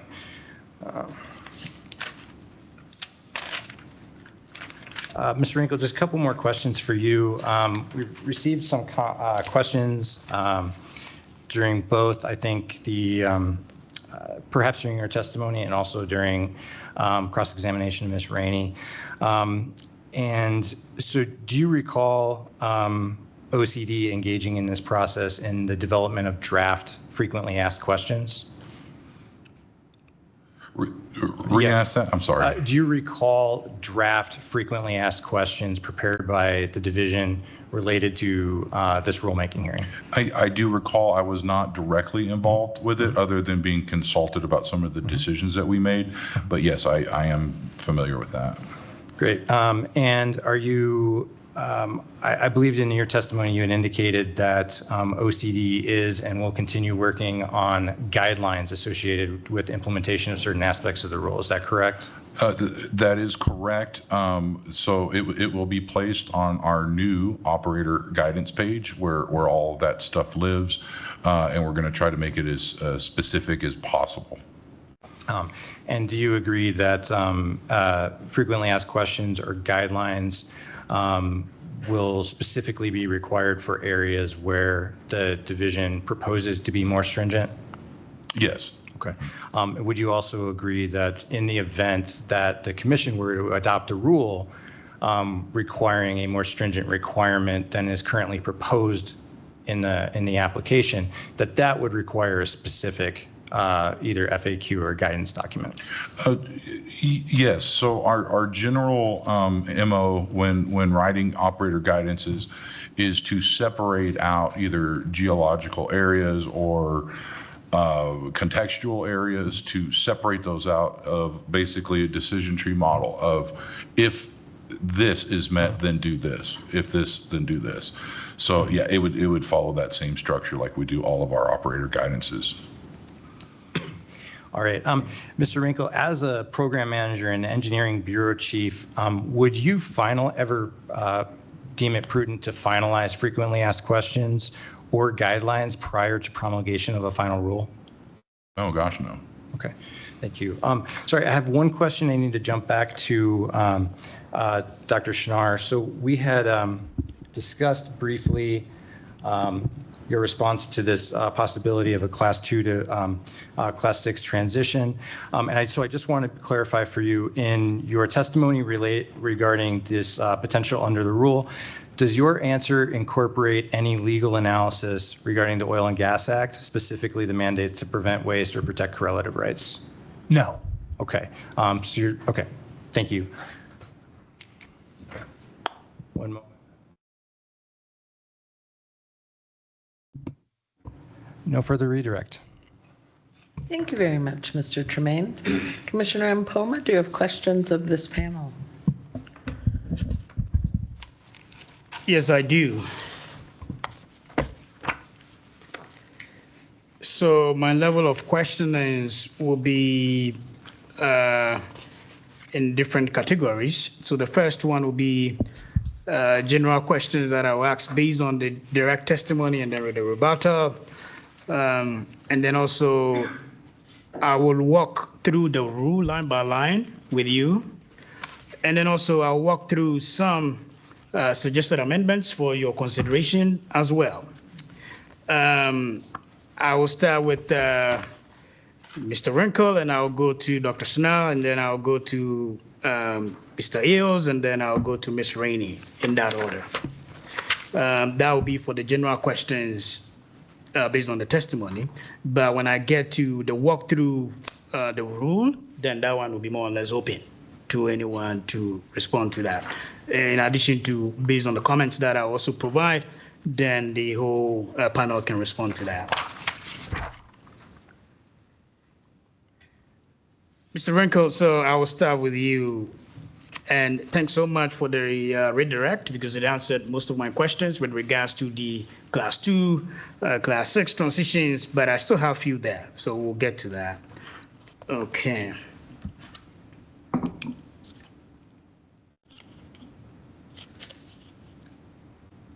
Now, let me ask you, so you said that there is a possibility that OCD might use the service of independent contractors to support your reviews. Now, my question to you is, how will OCD independently evaluate a contractor's conclusions, particularly when the contractor is reviewing a proprietary reservoir model? So the question is, how will OCD know that the contractor they hired did a good job on the model? Exactly. Well, short of hiring another contractor to vet that contractor, I think there is a risk there, but I believe it's most likely minimal. And the reason that I say that is from listening to one of the doctor's testimonies about inputs are based on physics, right? And not being a layman at this, that it just draws the conclusion that the two models are a good enough indicator for the truth in there somewhere. And then also the 2-year reevaluation after data is collected, I think that just refines it a little bit. Again, speaking as a layman. In your estimate, as you are thinking through the total number of people that will be hired through to more or less oversee this program, have you also factored into that calculation how many applications that OCD can handle at a time? Yeah, so when we did an exploratory, looking in what our staffing levels should be, we looked at what the current EPA regions were doing and how many staff that they had assigned to how many applications. Now, being that they were probably pulled in many different directions, we landed on basically a mirror of about 3 people to oversee potentially 15 per year. And that's basically what the EPA was doing. And I think, the reason for that is most of the time in any of these permitting situations, the applicant is doing a lot of the heavy lifting, and kind of like us drafting this rule, presenting it to you, and then you asking us questions. So I think it seems like a lot, right? But the applicant is actually doing a lot of that, and we're kind of, for lack of better words, poking holes in that application to vet it to be a good application. I guess I don't envy your job. That's good. Okay, let me ask. So we discussed about the strategy, how EPA is reviewing the applications. And for this question, Dr. Sinha can jump in and help you out. Now, so Dr. Sinha, you've done a lot of these EPA applications. You've reviewed numerous of EPA's reviews on these applications. Do you believe that those are really extensive reviews and is more comprehensive enough? Yeah, I've been involved in obtaining Class 6 permits, both with different EPA regions and actually at least one other primacy state. And I would say, is your question whether or not I thought those reviews were extensive enough? Let me be clear more. So you have, let's say, EPA giving area of review project narrative to a national lab to review with no experience with our geology, no experience with regards to the type of like fluids, whatever, in that basin. So I'm in that context, when you have folks from, let's say, national labs reviewing AOR applications, reviewing project narrative, mostly on the geology, geophysics, without any extensive knowledge, when you read through those questions, you know for sure who reviewed this, whether they have the technical ability to review it or not. Yeah, I'd say actually when the comments come in some cases I've been aware that they were reviewed by the national labs. In other cases, I'm not sure. We can guess. And in some cases, I think that some of the applicants were not sent to national labs in particular. I think to answer your question, I'm struggling a little bit because I'd say it's really a variable. And there are definitely some cases where I do not think the reviews were particularly thorough or on the mark, or they may focus on one very technical point and kind of maybe miss some of the other broader picture. But I think that's kind of, in some cases, maybe to be expected. But yes, I'd say in some cases they were thorough. In some cases, I did not think as much, no. Okay, then let me go back to Mr. Wrinkle. So Mr. Wrinkle, you talked about New Mexico wants primacy because we can control our own geology, we have all the knowledge and all of that. Now, so in your testimony, you're talking about in areas where OCD do not have expertise in or do not have the manpower, you want to contract out. Yes. Are you not going to get into that same situation with what we just talked about if you are not using your actual state agencies that do have the knowledge to support you? No, that's a very good question, and we have thought about this, and the reason that I answered one of the questions earlier is wanting to keep it in New Mexico is basically because of that, because we have very unique geology. When we do open up, if we do open up the RFI, say the rule's promulgated, and we're going to move forward, one of the vetting questions is going to be how familiar you are with Permian and San Juan basins, and that's going to provide a scoring, right? And that's one of the main reasons that we have to do that part right. Meaning, and point taken. That's a very good point because we are very unique, almost as unique as Pennsylvania, right? So you need that local expertise, and I would. Being on the deciding committee of that RFI, if I am, really push for that to be hold more weight than maybe the other categories that are in that RFI. Thank you. Mm-hmm. Now let me ask, so will OCD establish target periods? I mean, I'm talking about timelines for completeness review, technical review, request for additional information, drafts permit preparation, and final decisions. How did we do that, you mean? Or will OCD do that? Oh, yes. Yeah, definitely. And that's currently what the team is working on is timelines. I can't pinpoint it. It was on a Teams chat earlier that I was having with my team. But one of the areas, and Dr. Schnarr might be able to answer this, but one of the areas where we were a little bit more stringent than EPA was giving deadlines for response to comments. One of the things that we've experienced in other areas where we permit things, well, just about anything, is non-response from an applicant, and then it goes into this kind of limbo state. So we wanted to make sure that there was a timeline that the OCD could take some type of action to say, okay, you know, either this is dead in the water or your permit is going to the bottom of the pile. But to answer your question in more broad context, there are goals, right? And there are certain, you know, public comment periods. You know, how long does it take to do a compensational model? Building in that mandatory 30-day reply period is going to help tighten up those forecasts of how long a permit should take. But in all reality, it's going to take as long as it's going to take until we're happy with it, that it makes sense and is safe to do.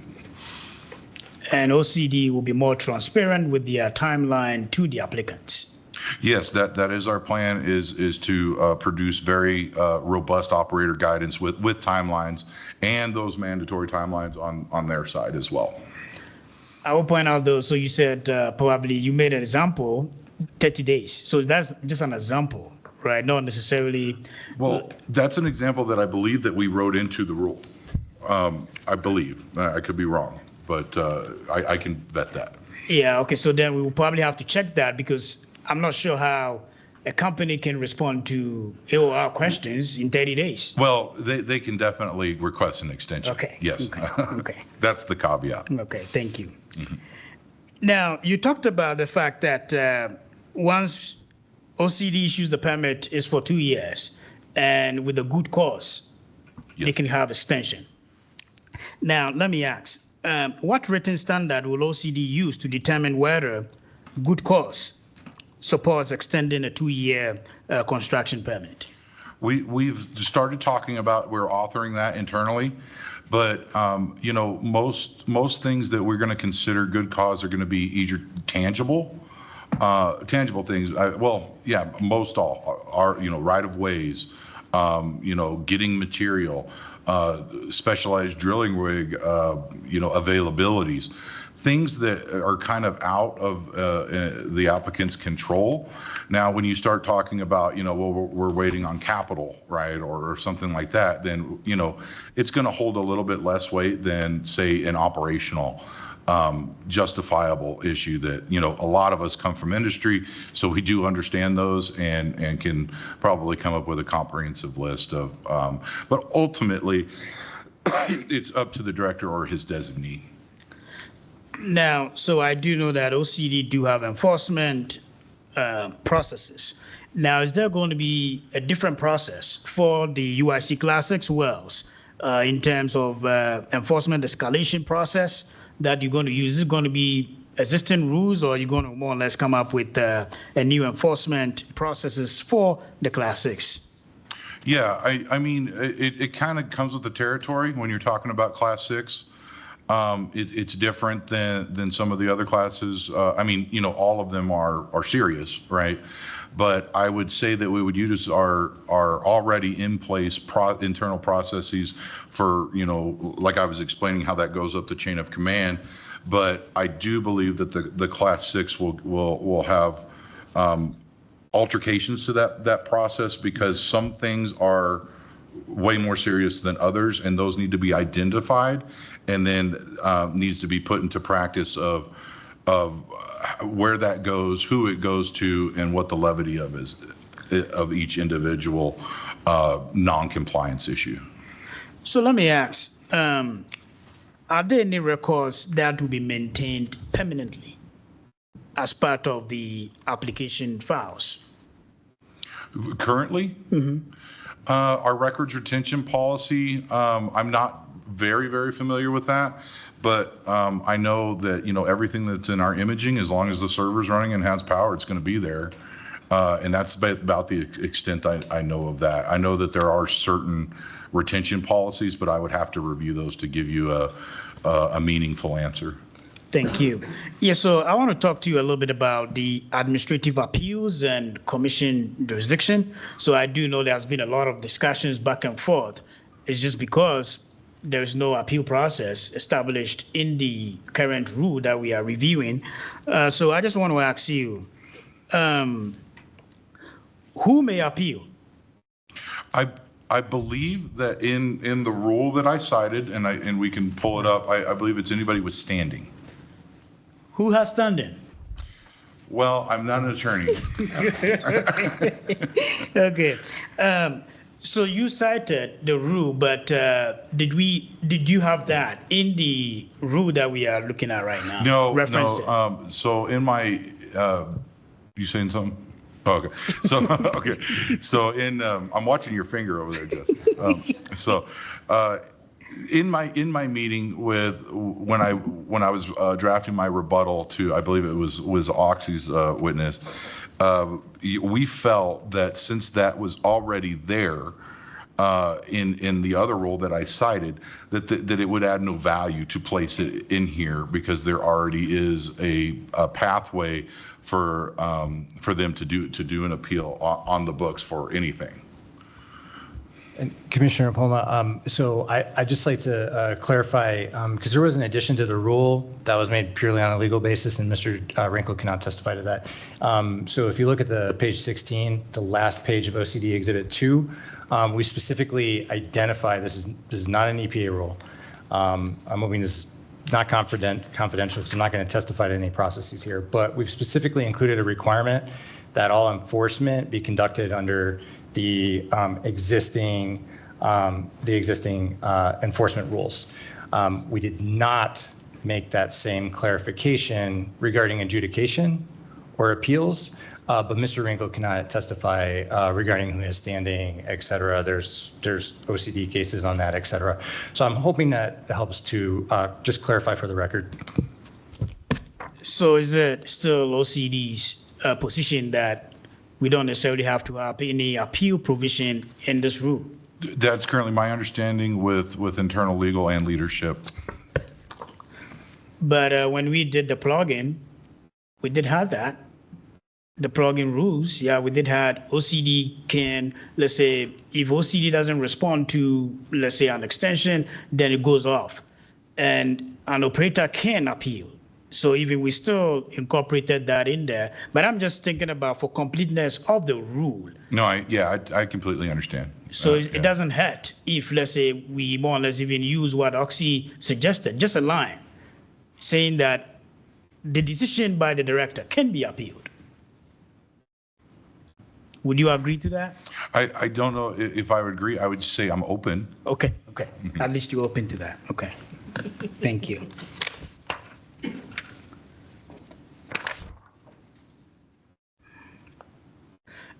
Now, let me ask you, so which agency will maintain records and oversee the site after stewardship transfer? Do you know? You're talking about the period after the site has been released after the PISC? Yes, so this will be under Stewardship Act implementation and long-term state responsibility. Yeah, you're not going to like my answer, but it is to be decided. We're weighing, do we have the capability on our servers, our system to maintain that, or do we need to contract, again, a third party like a university or something of that nature to retain those records for us? That is something that we're trying to work through now rather than later, so we have a solid plan in place, before we jump in and start reviewing these permits. Let me check to see if I do have any questions, additional questions for you. Yes, I do. And this one is going to be under the financial assurance and then self-insurance. Mm-hmm.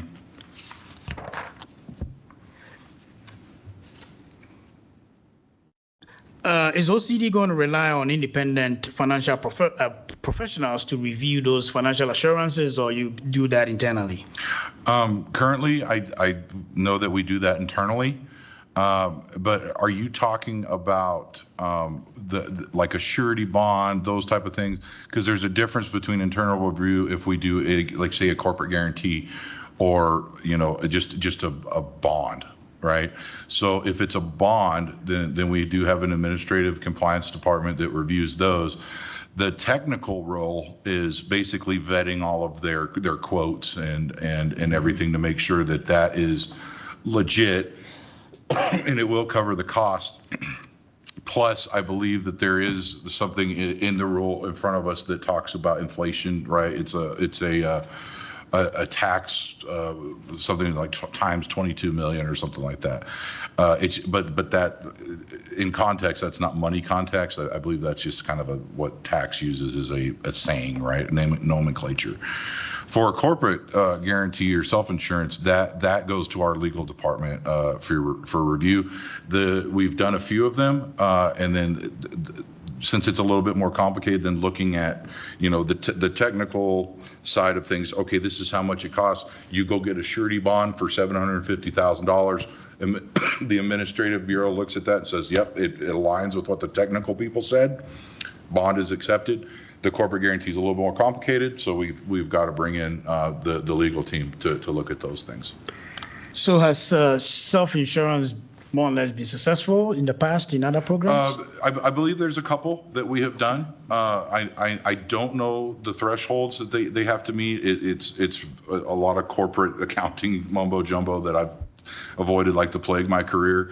But I do believe that for some operators, my personal opinion, I think self-assurance would work for them. In others, it might not. So definitely there will be more like a financial test threshold to determine which company. I believe so. At a very high level that I understand it, yes, it would be, how much capital do you have, how much liquidity, et cetera, which I'm just throwing out buzzwords on that subject. But I do believe that is the case, is, how much free capital you have and whatnot.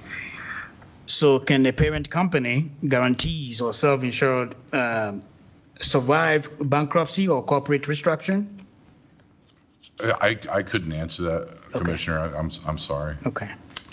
Now let's talk about permit transfers and corporate changes, if you can. Okay. A little bit, yeah. Okay. Now, there's a merger, change of control, transfer of subsidiary, bankruptcy reorganization, or transfer of operational control require prior OCD approval. Yeah, I believe, I might ask Dr. Schnarr to help me out on this one, but I believe that the EPA allows automatic transfers. And that's where we were a little bit more. Are you talking about operatorship transfers of the actual of the well project? itself? Yes. Yeah, and that's where we were a little bit more stringent. Well, more stringent is that you don't get the automatic transfer. You have to get prior OCD approval. Now, as the transfer is going on, or as you're going through that process, at what point does the transferor cease to be responsible for the Class 6 project? I would have to study a little bit more and get you a meaningful answer to that. Okay. Then let me pause on the transfer questions.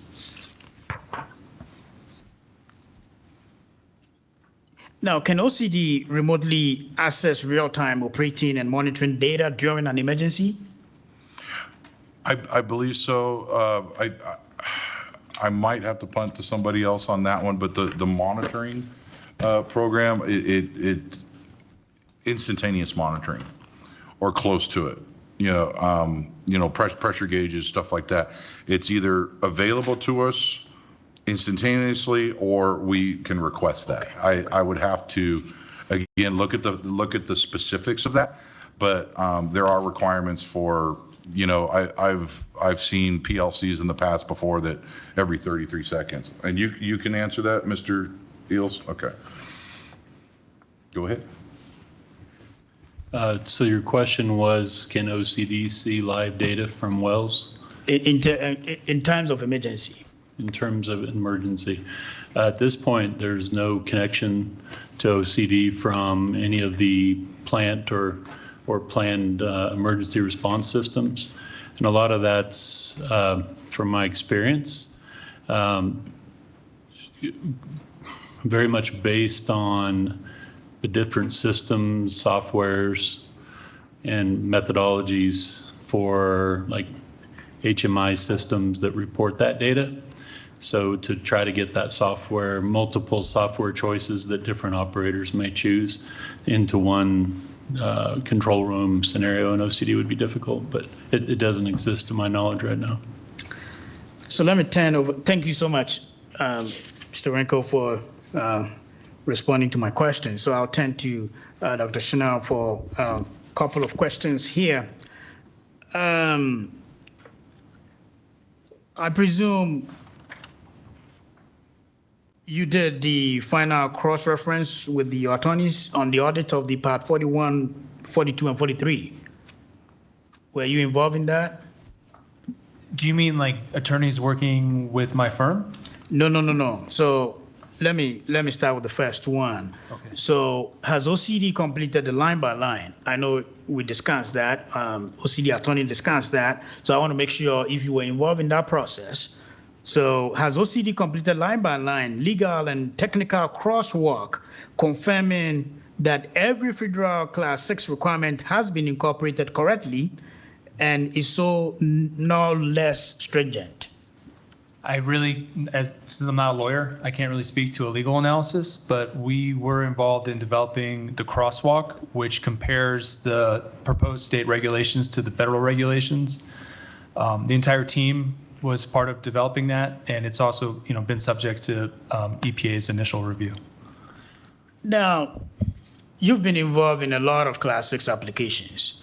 Now, do you believe that EPA guidance documents that you heavily relied on in this application is up to date?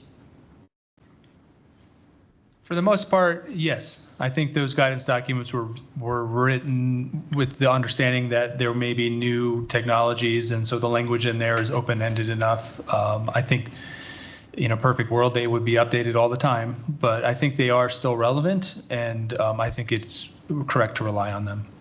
And does the proposed rule in front of the commission do have that flexibility to more or less incorporate new technology as they become available? Yes, that was one of our key priorities, is to not make the rule so prescriptive and so specific that it would not be able to be flexible enough to account for new technologies and new methods. But you are not flexible on the log requirement. Could you point me to the exact log requirement? Are you talking about the spontaneous potential? Yeah, that is a big one. Again, I'm not an expert in log analysis, but I would say my understanding of that decision is that we were fairly sure that would trigger a stringency issue with EPA, and that would cause an issue with obtaining primacy. Did you try discussing that with EPA, or you just decided that once EPA is requiring that, I'm not going to really touch it? We may have discussed that with EPA. I don't recall as I sit here if that specific conversation took place, but.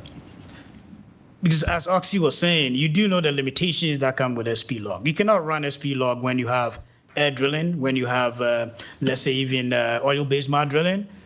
So why should not? So if someone is using air drilling, how are they going to run SP log? Again, I'm not an expert in SP logs, but I would say I think if this is, it is reasonable to bring this up with EPA for their review. Okay. As an issue. Now, let's talk a little bit about the long-term responsibility as well. I do have some few questions for you. So how is stabilization of the plume demonstrated than merely just predicted with a simulation model? And I'll ask a clarifying question. Do you mean as part of the initial permit application or as part of the non-endangerment demonstration at the end of the project? Exactly, at the end. At that stage, it is based on both monitoring and modeling. So the non-endangerment demonstration, the requirements are listed in here. I could find them, but it is required to account for all of the monitoring data, which would include the plume tracking, which occurs during the injection phase and during the post-injection phase. Okay. So we're not just going to rely on someone said just the modeling, here it is, to just make that decision. That's correct. It really is in practice a combination of the model and the monitoring technologies. The monitoring technologies are limited in some ways to where they can monitor and how often. But the modeling is obviously a construct based on our best understanding of the physics. So when you join the two together, you get the best answer. Okay. Yeah, and all these questions are still on the long-term endangerment protection issues. So let me ask, must measured pressure return to a specified level, or just declining pressure should be sufficient?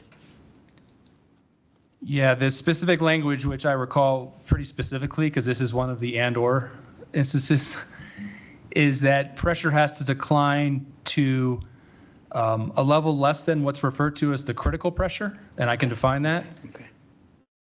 Or baseline pressure. I'd have to look at the exact edit and how we handled the and/or in this instance, but those are the two pressures that you would be comparing against, but it really is an or in my memory. It would be less than the critical pressure or less than the pre-injection baseline pressure. Now, assuming that there were a lot of uncertainties that were discussed in the course of the project, and then now we are getting to the end of the project and they want site closure, how would unresolved uncertainties, legacy wells, faults, or monitoring anomalies be treated at closure? Can I break that down into Sure. sort of component parts? Sure. So maybe ask me the first part was about the legacy wells? Yes. And do you mean like the presence of the legacy wells, or if they are leakage pathways, or both? Or both, yeah. If there is, and then let's say if there were uncertainties associated with how these the corrective actions were more or less implemented, so it's still hanging there. It's not resolved. Yeah, in my opinion, the end of the project is when there will be the least amount of uncertainty. At that stage, you would have had several years, if not decades, of data. And one area of increased stringency that the state has proposed is soil gas monitoring. And it's likely that that would be focused on areas of legacy wells. There's above confining zone groundwater monitoring. And if required by the director, there could even be air monitoring. And so at that stage, there would be literally thousands, tens of thousands of data points to evaluate the potential leakage. So let's get to site characterization, AOR, and computational modeling.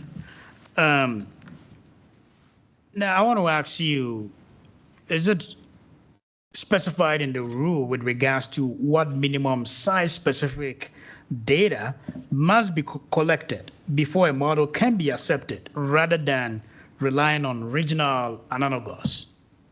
There are lists in the rule that I could refer to and read out that do list the types of data that are required to be considered, yes. And that has to be site-specific, not just necessarily, oh, I'm in the San Juan Basin, so I can use this, I can use that, regionally. Yeah, that's a very good point. And the criteria, in my experience, in my opinion, would be very site-specific and would rely either on core and logs from existing wells or stratigraphic test wells. That data is not already available. Let me ask you this difficult question about a 3D seismic. Do you believe that it has to be a requirement? No, I don't. In what instance would you say that 3D seismic has to be a requirement? Well, I do think that's project specific. And so if you're asking me if I was sort of sitting in the role of the regulator here, what I would require for a specific project, is that what you mean? Or let me even turn it to be like, if let's say a company comes to you, to your company, to permit class 6, well, for them, what will be your criteria to say that without 3D seismic, I'm not really picking up this case? Well, I'll caveat this, but that I am not a geophysicist. Okay. But I will say that in an area of a high degree of faulting, where there really is not very much seismic data, that I would recommend either a high density of 2D seismic or 3D seismic, or other potential technologies that, again, I'm not the expert, but maybe things like VSP, that there should be some detailed geophysical characterization for the potential presence of faults and also the geologic structure more broadly. Now, so that is more of a, let's say, new seismic acquisition. But will you agree that at least the commission should consider that operator has to search within the basin or the area to see if there is any existence of 2D or 3D seismic, and they have to more or less evaluate those to more or less reduce the uncertainty? I understand that's a very reasonable take. My only concern with that is that there may be limitations on their ability to obtain that data, and other operators may own it and not want to share it. And so, it starts to flag some concerns I would have that, yes, just because it exists doesn't mean that they would necessarily have the ability to access it. Now, you made a point about if you have a concern with, let's say, highly faulted area, definitely the director has a discretion to ask for 3D seismic data. Do you have a fair idea within the two major basins in New Mexico that this could be something that we should look at? Generally, yes. I do believe that would be the case in most of the areas of these basins, but. Would you say that probably Permian would be more than San Juan? Getting to, I don't want to speak to the specifics of the basins, but okay. That is my understanding. Now, based on your experience working on AOR, some people will use pressure, some people will use saturation. So my question to you is, must the AOR include both projected CO2 plume and the pressure front? Yes, as illustrated on my demonstrative yesterday, the operator is required to define the area of the free phase, most likely supercritical CO2 plume, and the area of elevated pressure. We've used the word pressure front. That is a site-specific value, and it's subject to usually some review by the agency on how the operator would define that critical pressure and the pressure front. But after that value is decided, the outermost area where over the lifetime of the project, they would exceed that critical pressure. And the area review is the final outline on both the plume and that pressure front. Then let me ask you, so in a particular basin, there's already saltwater injection going on there. An operator comes in, want to get a permit to do Class 6 wells injection. How do you, because you want to just isolate their operations, to calculate the AOR. So how do you incorporate that into what I just asked you in terms of the pressure front and then the CO2 front? Yes, I've actually been involved in this exact scenario where there was existing saltwater disposal wells in the area of a project that we were working to get permitted. And it would be required that saltwater disposal be represented in the actual model. That would be the first answer. It would be accounted for in the initial baseline pressure. So that baseline pressure, you asked if the data should be site-specific or regional. The baseline pressure is very site-specific, and it should account for previous injection or production activities. And it would be accounted for in the model that would then be used. So that injection is essentially accounted for in the modeling that also accounts for this injection project. So the final pressures that are calculated account for all of it. So in a scenario where your critical pressure, you've not even started injection, but your critical pressure is already above. Right. In that situation, how are we going to handle the AOR? Yeah, I might backtrack your question a little bit. So there's several methods that, for example, are listed in the EPA guidance on how to calculate the critical pressure. And in instances that are what we use the term overpressured before you even start injecting, there are alternative methods to calculate the critical pressure. And so pretty much by definition, you wouldn't be above the critical pressure. Your critical pressure calculations themselves would take into account the baseline pressure condition. So that would be the approach that would be used.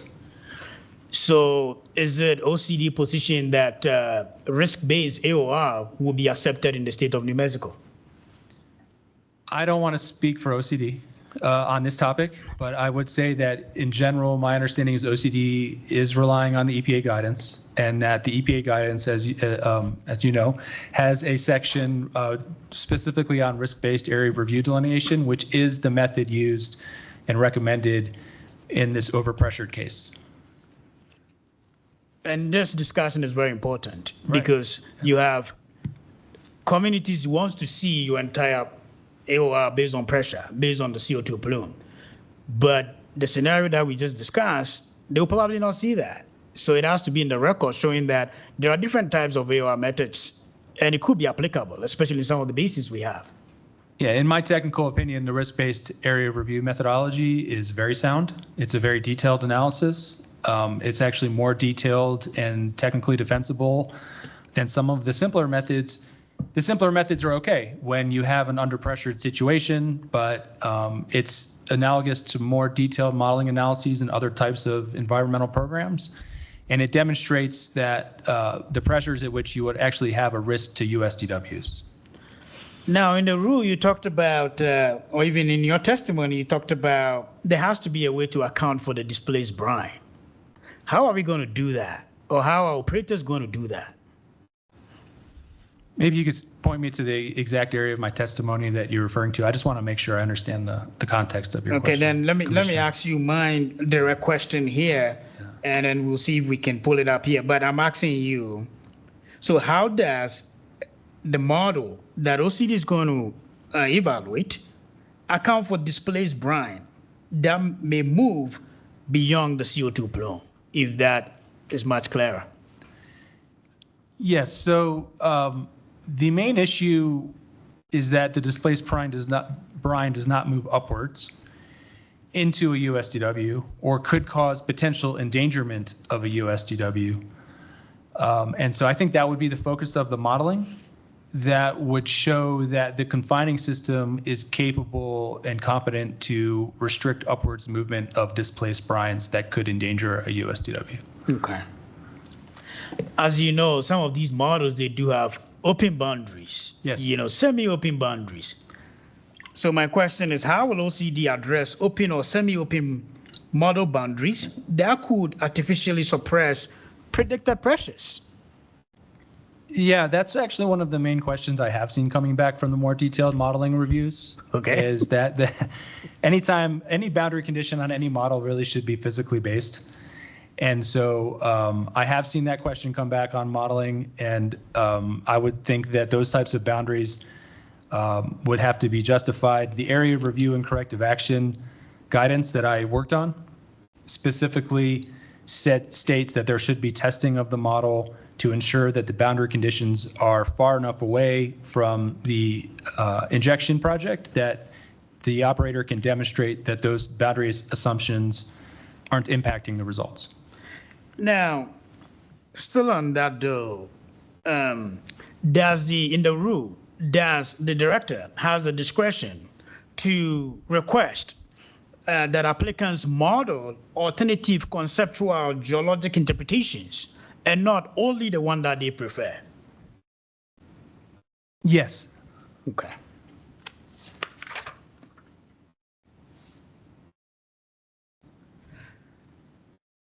We've addressed this one. Now, will OCD, or would they have the ability to require applicants to obtain pressure and operating data from neighboring operators?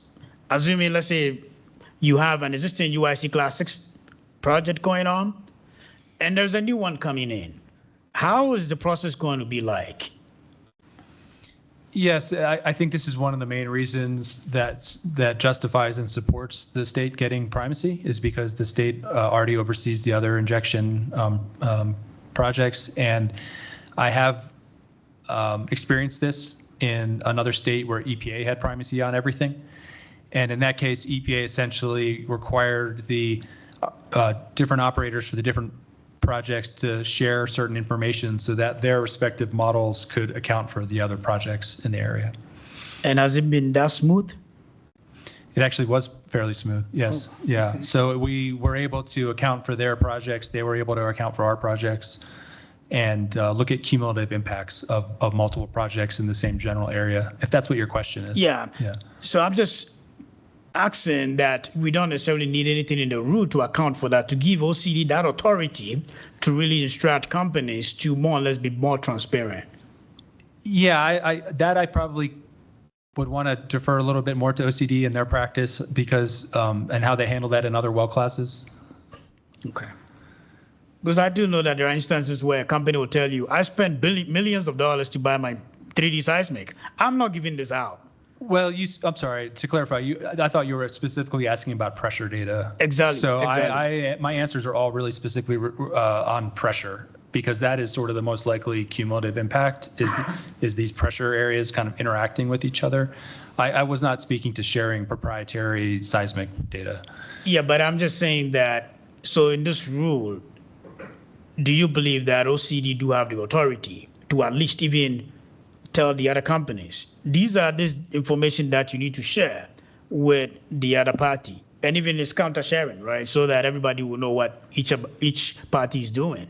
I may defer a bit to the OCD on what they are required to share, but I will say that the pressure data they collect is required to be reported to the agency. I believe it's in quarterly reports, but they will have monitoring reports of all their monitoring data. That would include their injection zone pressure data. So OCD themselves should have that pressure data. Then let me ask Mr. Ranko. So would OCD, without permission from the other party, in the rule, I don't think there's any protection there. So I'm just probing to see if there has to be something there to give OCD that authority.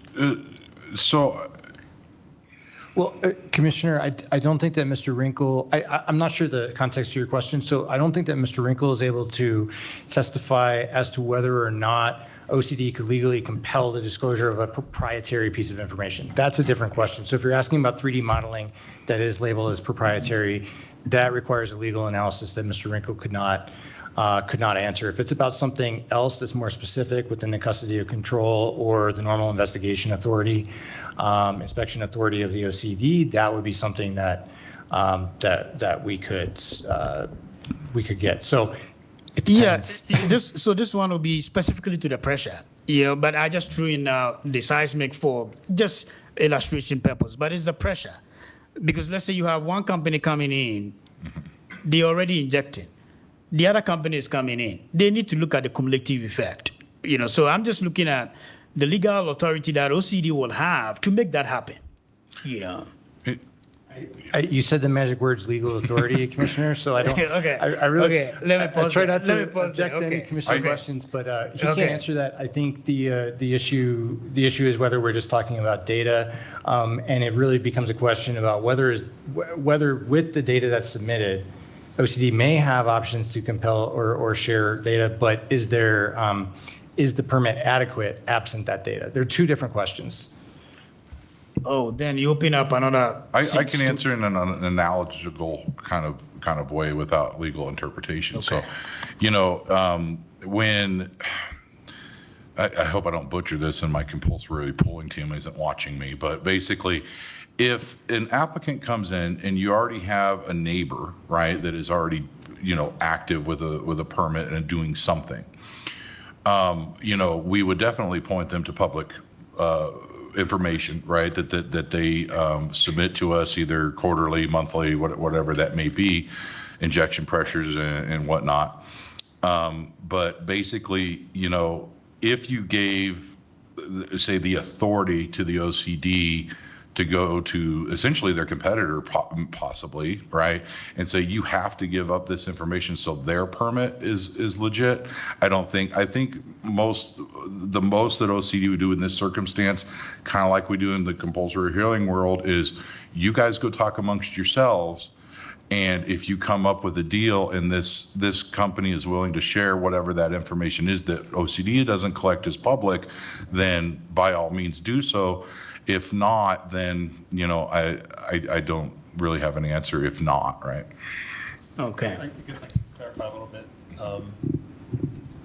Some of this information is publicly available in the Class 6 permit applications themselves. So that's why when you asked if it was that smooth, it's because the anticipated pressures were available and injection rates for other projects, so they could be incorporated into the modeling.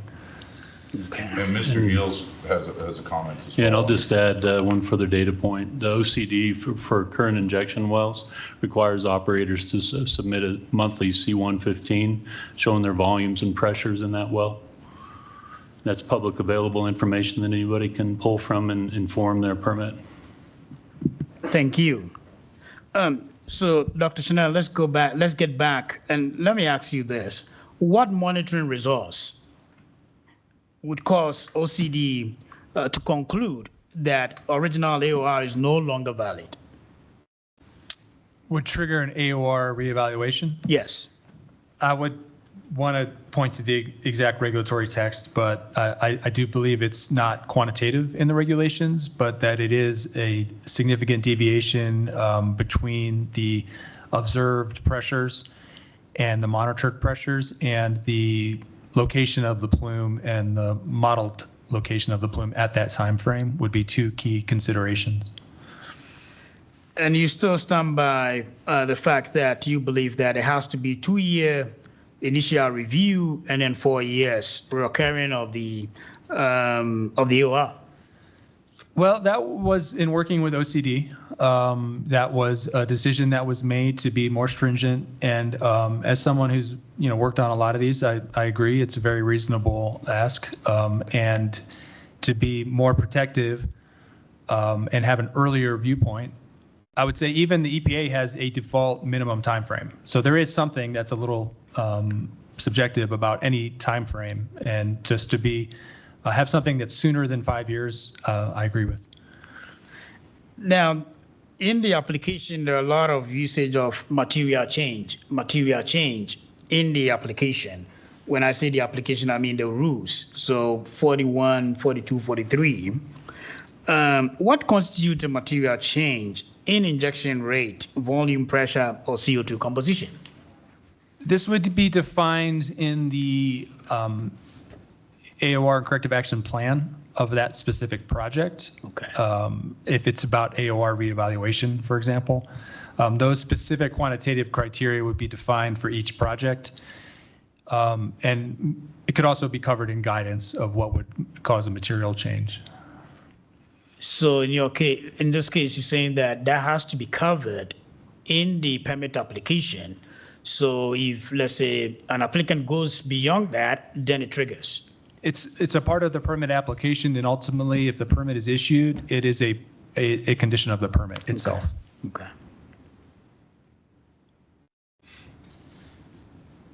Now, what corrective action is required when pressure front expands beyond the approved AOR, but there is no contamination? If the pressure front, as we discussed, it could be defined in different ways. So for that project, if the pressure front expanded, the area of review expanded, corrective action would be required in that area by definition. But it will not really require, let's say, a shut-in or something like that. I think that would be a project-specific determination. I will say that the Class 6 framework does allow for what's called phased corrective action, which means that there can be areas that the pressure front may not reach for 10, 15, 20 years. And you aren't necessarily required to perform corrective action on all areas within the area of review prior to injection. There is allowance for phasing that in, focusing on the area closest to the injection wells first, and doing the areas furthest away from the injection wells at a later time.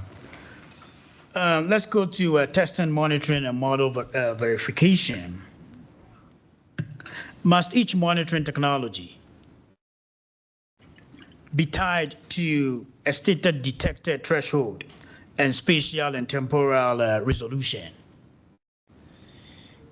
Do you mean in the regulation or in a permit application? In a permit application. There is a requirement to put that information in the permit application. There's a appendix to the testing and monitoring plan called a quality assurance and surveillance plan, where the resolution and the detection limit are disclosed for every single monitoring technology for review by in this case, the OCD. So the permit applicant is going to more or less present this to OCD. Now, let me ask, how will OCD determine whether a monitoring network can detect an adverse condition before it more or less reaches the USDW? That would be based on the monitoring within the injection zone and above the confining zone. And it would be based on both the presence and the location of those monitoring points and the detection limits that you are asking about. Now, I know this has been discussed, but I don't know if there was a concrete answer provided to this. So what baseline groundwater, formation fluid, and soil gas data are necessary before injection? The rule, I'll take that in its component parts. So I think you said baseline groundwater first. The pre-operational testing requirements in the rule do list that fluid data has to be collected during the drilling of the injection well itself. And that would typically include verification of the salinity of formations to verify the depth of the lowermost underground source of drinking water. That would be one type of baseline data. Typically, and then anything beyond that, I think would get beyond the, including in soil gas, would get beyond the rule text and would go more into guidance and project-specific oversight. But in general, there is a baseline. Or do you want me to continue, or does that answer your question, Commissioner? No, it does, in the sense that you're telling me that at least some of it has to be collected during the drilling, like formation fluid, but Yes. others more or less can be determined through guidance. Guidance, and I would also add project-specific oversight. And would that mean that it has to be a discussion with the director to more or less come to consensus as to what will establish the baseline? A discussion with the director as and reflected in the plans and the final permit, yes. Okay.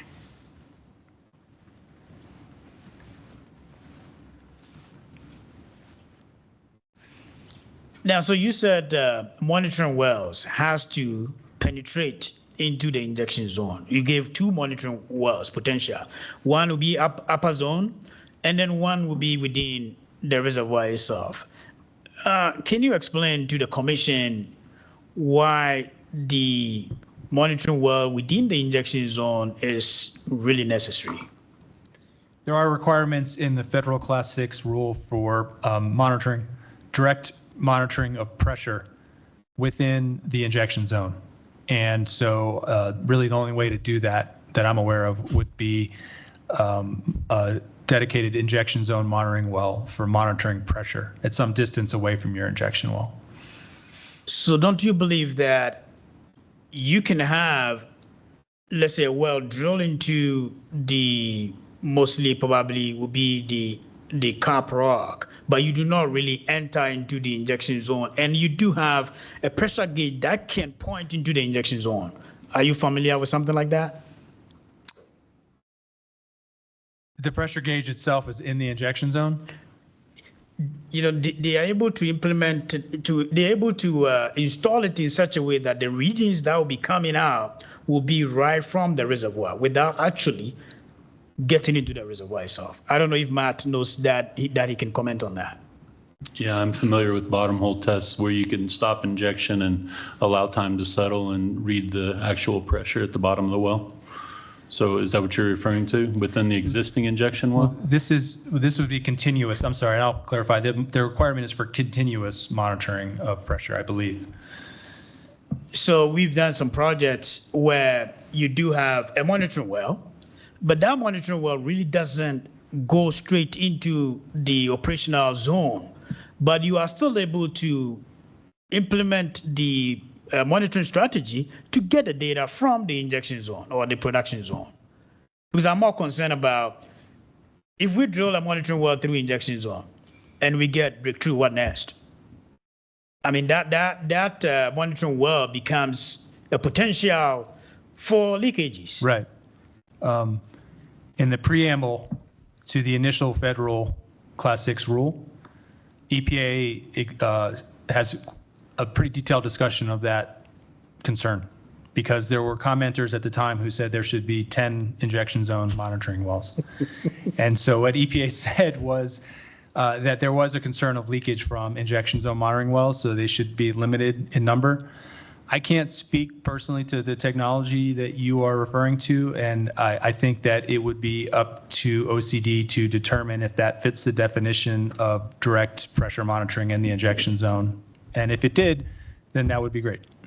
So then, would you agree that if an operator is able to prove that my technology, because for sure you still have the measurement in the injection well right there too, right? So if operator is able to prove that I'm not going to drill straight into the injection zone, but I'm still going to be able to use technology to get the pressure measurements within the injection zone, should the director consider such request? Okay. So we do this with different cements, different technologies, where we do, the operator can come in and the applicant and say, instead of penetrating the injection zone for continuous monitoring, we have this new technology that does as good or better, and they present it to us, and then we make a decision from there. So it wouldn't be a new process for OCD. I'll answer your question. I'll say yes. Okay.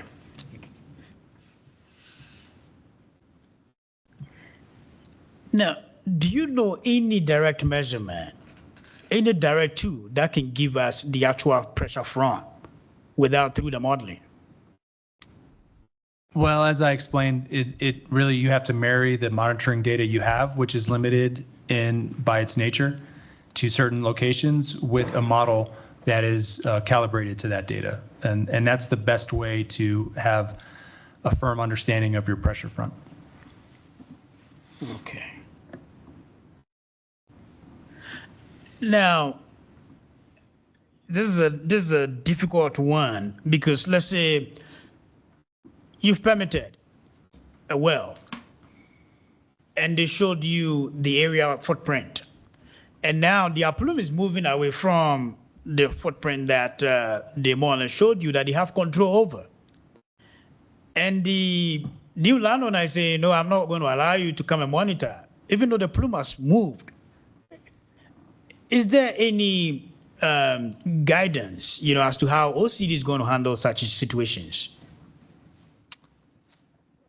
And I'll just reiterate, make sure I understand the scenario. So in this case, after some years of monitoring, the plume is moving in a different direction or a different location, and the operator doesn't have land access for monitoring wells. In that case, the operator in this framework, my understanding, would be required to do an AOR reevaluation, and also an area of increased stringency that OCD has proposed is also a reevaluation of the testing and monitoring plan. And if they, in this instance, were not able to develop a testing and an implementable testing and monitoring plan for approval by the director, that may cause some problem with the project continuing. Okay. So I asked Dr. Wang about interference test. Now, through this rule, you are also supporting area permits where... I'm sorry, go ahead. I'll let you finish your question. So in instances where you do have multiple wells within, let's say, a single AOR, I'm just asking, at what point should interference test be a requirement? Yeah, and I'm sorry, just to be clear, area permits are prohibited in the federal Class 6 rule, and they would not be allowed in the state program because of that, even if it was desired. So there are no area permits for Class 6. And so although, I know it can be a little confusing because you can have projects with multiple injectors. In that case, each injection well receives its own permit, but each of those injection wells needs to consider all of the injection from all of the other wells in their plans. So the modeling has to consider it, the monitoring strategy has to consider that, but officially each well actually gets its own permit. It's not an area permit. Yeah, you use that area permit to cover my question. So let me rephrase my question. Okay. Now, if you have multiple wells within a single AOR, or let's say project, at what point will OCD make interference test a requirement? And by interference testing, you mean like understanding the cumulative impact from injection from all these different wells? Exactly. Well, it would definitely be, I'm trying to, I don't know how much this is spelled out in the rules. It's definitely in the guidance, but in practice, all of those wells and all of the injection from their project would have to be included if it's in the same area of review. There's no question. And if there was saltwater disposal, other activities in the general area, that would typically be required. And when I mentioned my experience in a different state, there was 3 separate projects. They didn't have overlapping area reviews, but they were in the same general vicinity, and I can get into more detail. But in that case, all of the wells from all the different projects had to be considered in the modeling to inform the area of review for all the different projects. Yeah, but so let's say we are not really mandating interference testing, but there is a situation where the director has to have a discretion to mandate that based on what you just described. Yeah, the only thing I would say, I agree with you, is that I just be sure we define what we mean by interference testing. Okay. But because in my kind of language, I think of that as understanding the cumulative impacts. But I do agree with you that the director should have the discretion to evaluate the cumulative impacts for multiple wells injecting in the same area. And I'm not sure that needs to be in the rules, or it can be left to guidance. Then let me add and ask that must the test design interpretation be independently reviewed by OCD before the results are accepted? The test design, in my mind, this is just the same kind of AOR modeling, but accounting for the other projects. And it would be subject to OCD review, yes. We are after 4 now. Do I still continue, or we can pick it up? Okay. Well, let me finish probably. I just want to confirm, there's no 4 p.m. public comment today? No, Mr. Chair. Okay. The first day was 4, and then every subsequent day is 9. Just 9, okay. But just in case you are tired, I mean, I'm fine. we can. Okay. But I'm not going to finish today. That's great. Yeah. Sounds good. Okay.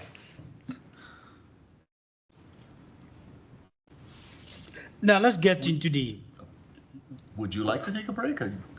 No, I can go, but I feel like it's been a long afternoon. But I mean, I don't mind continuing till 5, but do people need a bathroom break or anything like that? I've got half of my panel would like a bathroom break, so.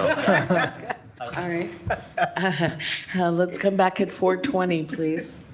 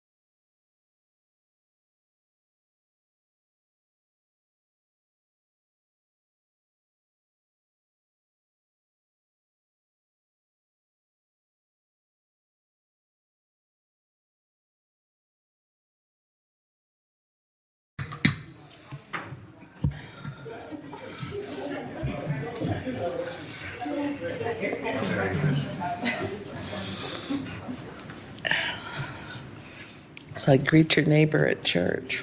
It's hard to come back. All right, Commissioner Ampoma, do you have additional questions of this panel? Yes, I do. And I'm going to switch over to the legacy, abandoned, and unidentified wells. So this one will still be for Dr. Chanel on this one. Now, let me ask, what sources must be searched? What sources must be searched to identify wells and other artificial penetrations? Is it only OCD records, or it has to also contain water well records, federal records, historical maps, aerial imagery, landowner interviews, and geophysical surveys? You know, it might take me a minute, but I might be best to actually find the rule text. In general, if you're talking about wells that may penetrate the confining zone, it's usually, yeah, maybe the best thing is to find the actual citation, but typically it would be the state databases and internal records of that company if they are in that area, and if required by the director, additional searches outside of that. Oh, what's required by the director, additional searches? Yes. Okay. Yeah, there is language in there that I'm paraphrasing that if required by the director, there may be a requirement for physical well searches. Now, are there any guidance for the director in terms of determining if the well search is sufficiently complete? Yes, there is guidance in the EPA area of review and corrective action guidance on this topic. Now, can a permit be issued where the applicant cannot physically assess or evaluate every potential affected legacy well? In my understanding, if there are known wells that cannot be assessed, that may be a problem for issuing a final permit. Now, must corrective action be completed before injection, or it can be phased? As I spoke about before the break, there is an allowance for phased corrective action. Again, that's under the oversight of the director. But yes, the Class 6 framework does allow for phased corrective action, I believe. Okay.